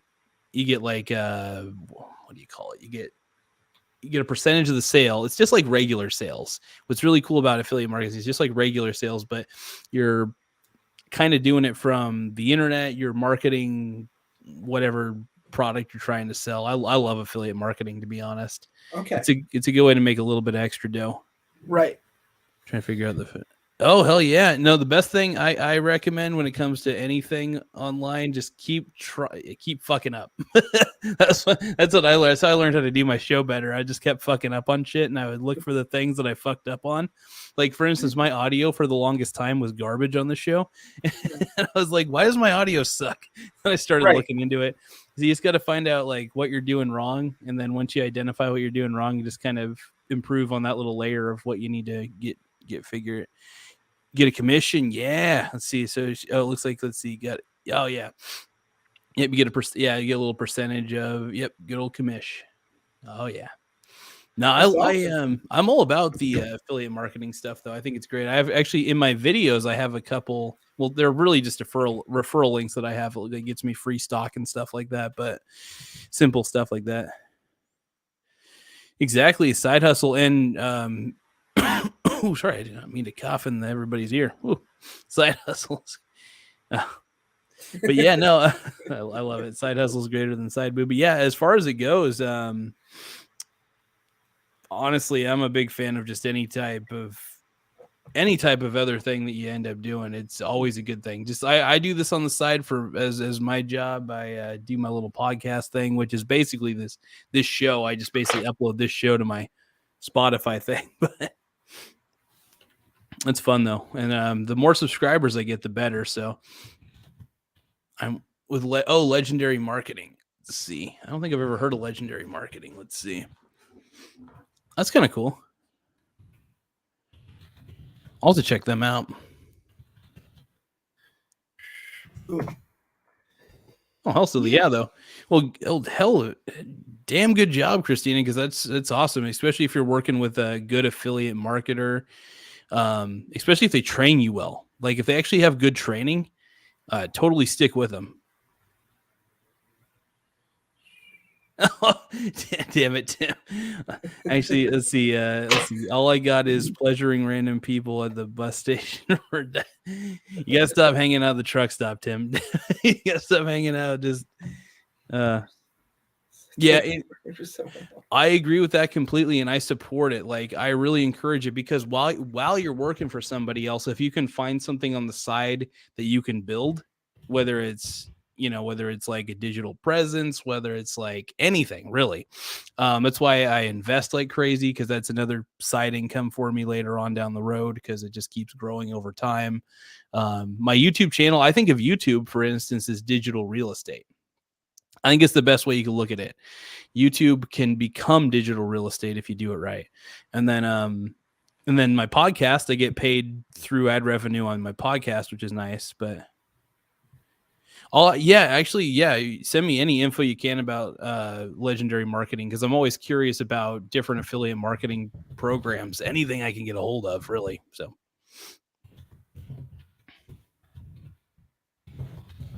hey, you're a ginger. Why can't you ride the copper cab wave? You Am I ginger? Yeah, aren't you? Well, I grow a red beard. Oh.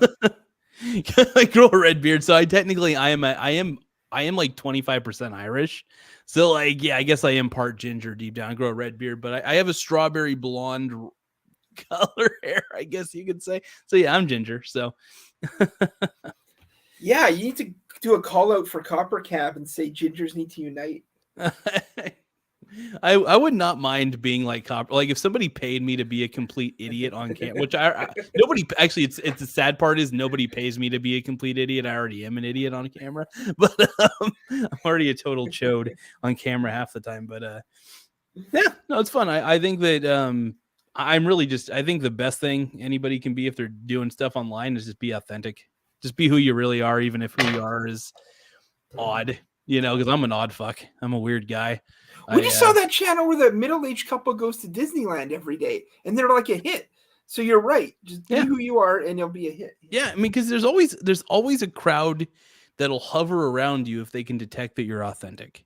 If they know that you're authentic, like if they know that you're not trying to shiest them or anything, that's one of the reasons I think my channel's getting bigger. It's not big, super big by any means. Don't even get me wrong there. Yeah. But I think people realize that I just want to be me. I don't want to try to take out of their wallet. I want to take I want to sell them stuff. I like selling shit to people. I ain't going to lie. But yeah, I don't know. It's fun shit. Okay. I look more like Copper Cab than you do now that I'm looking at it. Nah. Like I have the same face. I don't know. Maybe if I'll have to Photoshop you with red hair. Look at me like I'll Photoshop you with like red beard, with red beard and red hair, dude. We'll see how it works out. That's your $1 million app. Invent a Copper Cab filter to make everyone look like him. People's dogs can look like him. Their cats, their parakeets, their babies. That'd be a good camera filter for like Snapchat or something like that, where it's just Copper Cab hovers over you and is just always making the anger, or just constantly just like making faces and shit. That'd be funny. Yeah, it's like filters like cat, dog, clown, Copper Cab. But yeah, I'm gonna get my booty out of here though. This is a good live. So what's funny is I'm gonna start putting these into short videos, by the way, Tim. And so Tim, I'm gonna be putting a lot of these into short videos because now I can control. Remember how I told you I can control my smartphone from my computer and actually use my mouse and keyboard and shit. You should do a short of your Copper Cab reaction. You don't do enough reactions. Put the word reaction in the title. Copper Cab reaction. Okay. Copper Cab Belle Delphine reaction. Put Belle Delphine's name too, and then you'll get way more hits. Copper Cab Belle Delphine reaction first, and make sure you put # first time watching. People want to know that it's your first time watching. That's what all reaction videos say. That's good. That's some good advice, man. I appreciate it. Let's see. So Christina said I started with them about a month ago. so I'm just getting started with it, but determined to make it work. I might need your help with it. Oh, yeah, because affiliate marketing is a tough thing to learn. It can be a tough thing to learn at first. A lot of it gets, I'm not going to say I know everything about affiliate marketing. I would like to say that I have, what's the terminology? A cocktail party understanding of it. Like, I heard a few things, but no, I've actually have enough experience where it's like I'm kind of decent at it, but I wouldn't ever say I'm an expert at affiliate marketing by any stretch. All I know is I put my links in my descriptions on my YouTube videos, and then I try not to spam them too much. I'm guilty of spamming shit, so I'm a spammer. But yeah, overall, it's pretty fun. No, affiliate marketing is great though. I'll have to look into them though, because I do want to see like what kind of stuff if it's like, I'll have to look into them as soon as I can. Affiliate marketing is greater than Twinkie filling. Yes, I can agree with you on that one, Tim. I agree with you completely on it. All right, well, I gotta get to the store and get the last Easter eggs before they're gone. But oh shit, what time's your store close? What time is the store close around there? I don't know, but I gotta go to bed at some point. I'm looking at a new place to move to tomorrow morning. So. Oh, dude, yeah. Well, don't let me keep you up too late, man. Just have an incredible rest of the night, all right? Report of the week signing off. My money is now in a industrial park in Texas. I can sleep better, so I'm good. Smart man, dude. Smart man. I got everything from the internet. These are all from Redbubble. I've got like everything from the internet the last like 2 years. I dig it, man. Well, I'll let you go. I'm gonna probably just sign out of here in just a few moments, but I'm gonna give see you later, Michael Garza Show. I'm gonna give the ending monologue, I guess. Give like Jerry Springer's final thought. You should always do a final. Just remember to treat each other well, or something. I can't remember. Garza's final thought. Oh God. You need a little sign, like write it down and hold it up to the screen, and then like hum like a song, and then go Garza's final thought. Yeah. All right, love you, partner. All right, I'll see everyone later. All right, later, Tim. All right, this is good old Tim Smith. But yeah, so Christina's saying some of the tools are out there amazing. Yeah, I will admit, when it comes to affiliate marketing, oh man, ooh, I love it. I actually went through Max Bounty, which is, I still kind of use them every now and then. I'm not like super deep into the affiliate marketing atmosphere, the universe, but a lot of my money comes from just ads that are played on my Spotify channel and stuff, but that's how I get the extra dough at least. But I don't know, the more I record, the better it gets, I guess. But I guess my goal is to be the most, I wouldn't say the most hated personality on YouTube or anything, but the most hate watched, I guess you could say. That's more acceptable. But yeah, Christina, I'll have to definitely check it out though. So Legendary Marketing. I guess just while I'm on here right now, I might as well take a quick old glance. Let's see. Legendary Marketing. Affiliate marketing rocks. Let's see. Legendary.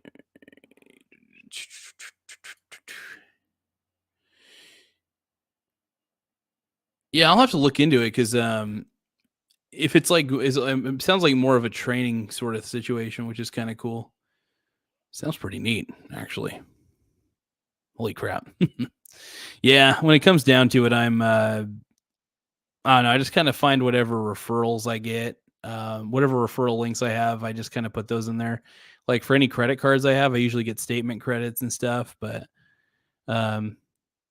yeah, I love affiliate marketing. I just pretty much dump whatever links I got for any referral programs I'm a part of, and I just dump it into my YouTube descriptions and then call it good. Crazy shit, though. It's crazy shit. But yeah, I'm going to sign out of here in just a second, though. Christina, hell yeah, thanks for tuning in. This is awesome. I'm still always trying to get more subscribers. So what I'm trying to do is, I mean, it hasn't been too hard. Luckily, I've been making more short videos on YouTube, which has been kind of cool. And turning those short videos actually turns into more viewers and more subscribers. So it's been helping out a little bit. But my goal is to advertise for free, to advertise for people. So like if I actually get enough of an influence digitally, I can then just start promoting channels, promoting all sorts of shit. Oh, it's just a training. Okay. Yeah, I'll have to, definitely send me a link when you can. That's super dope. I love it. Cause, sorry, my voice is totally strained right now. I was talking for too long. Oh man, but it's cool. I gotta admit. Yeah, I'll have to look into the training when I got a few extra moments. Cause, if it costs anything, I might not do it. I mean, then again, the more I learn, the better. But no, it's a good thing that you're actually, well, I can't even think of the word, that you're actually exploring other options outside of just standard employment. Because I don't mind being an employee, but I also don't want to be an employee forever. And I think it's important to have other different businesses that you're doing, other things that you're doing outside of, whether it's doing like what I'm doing with the podcast or what I'm doing with this crazy show, stuff like that. It all kind of adds up in the end.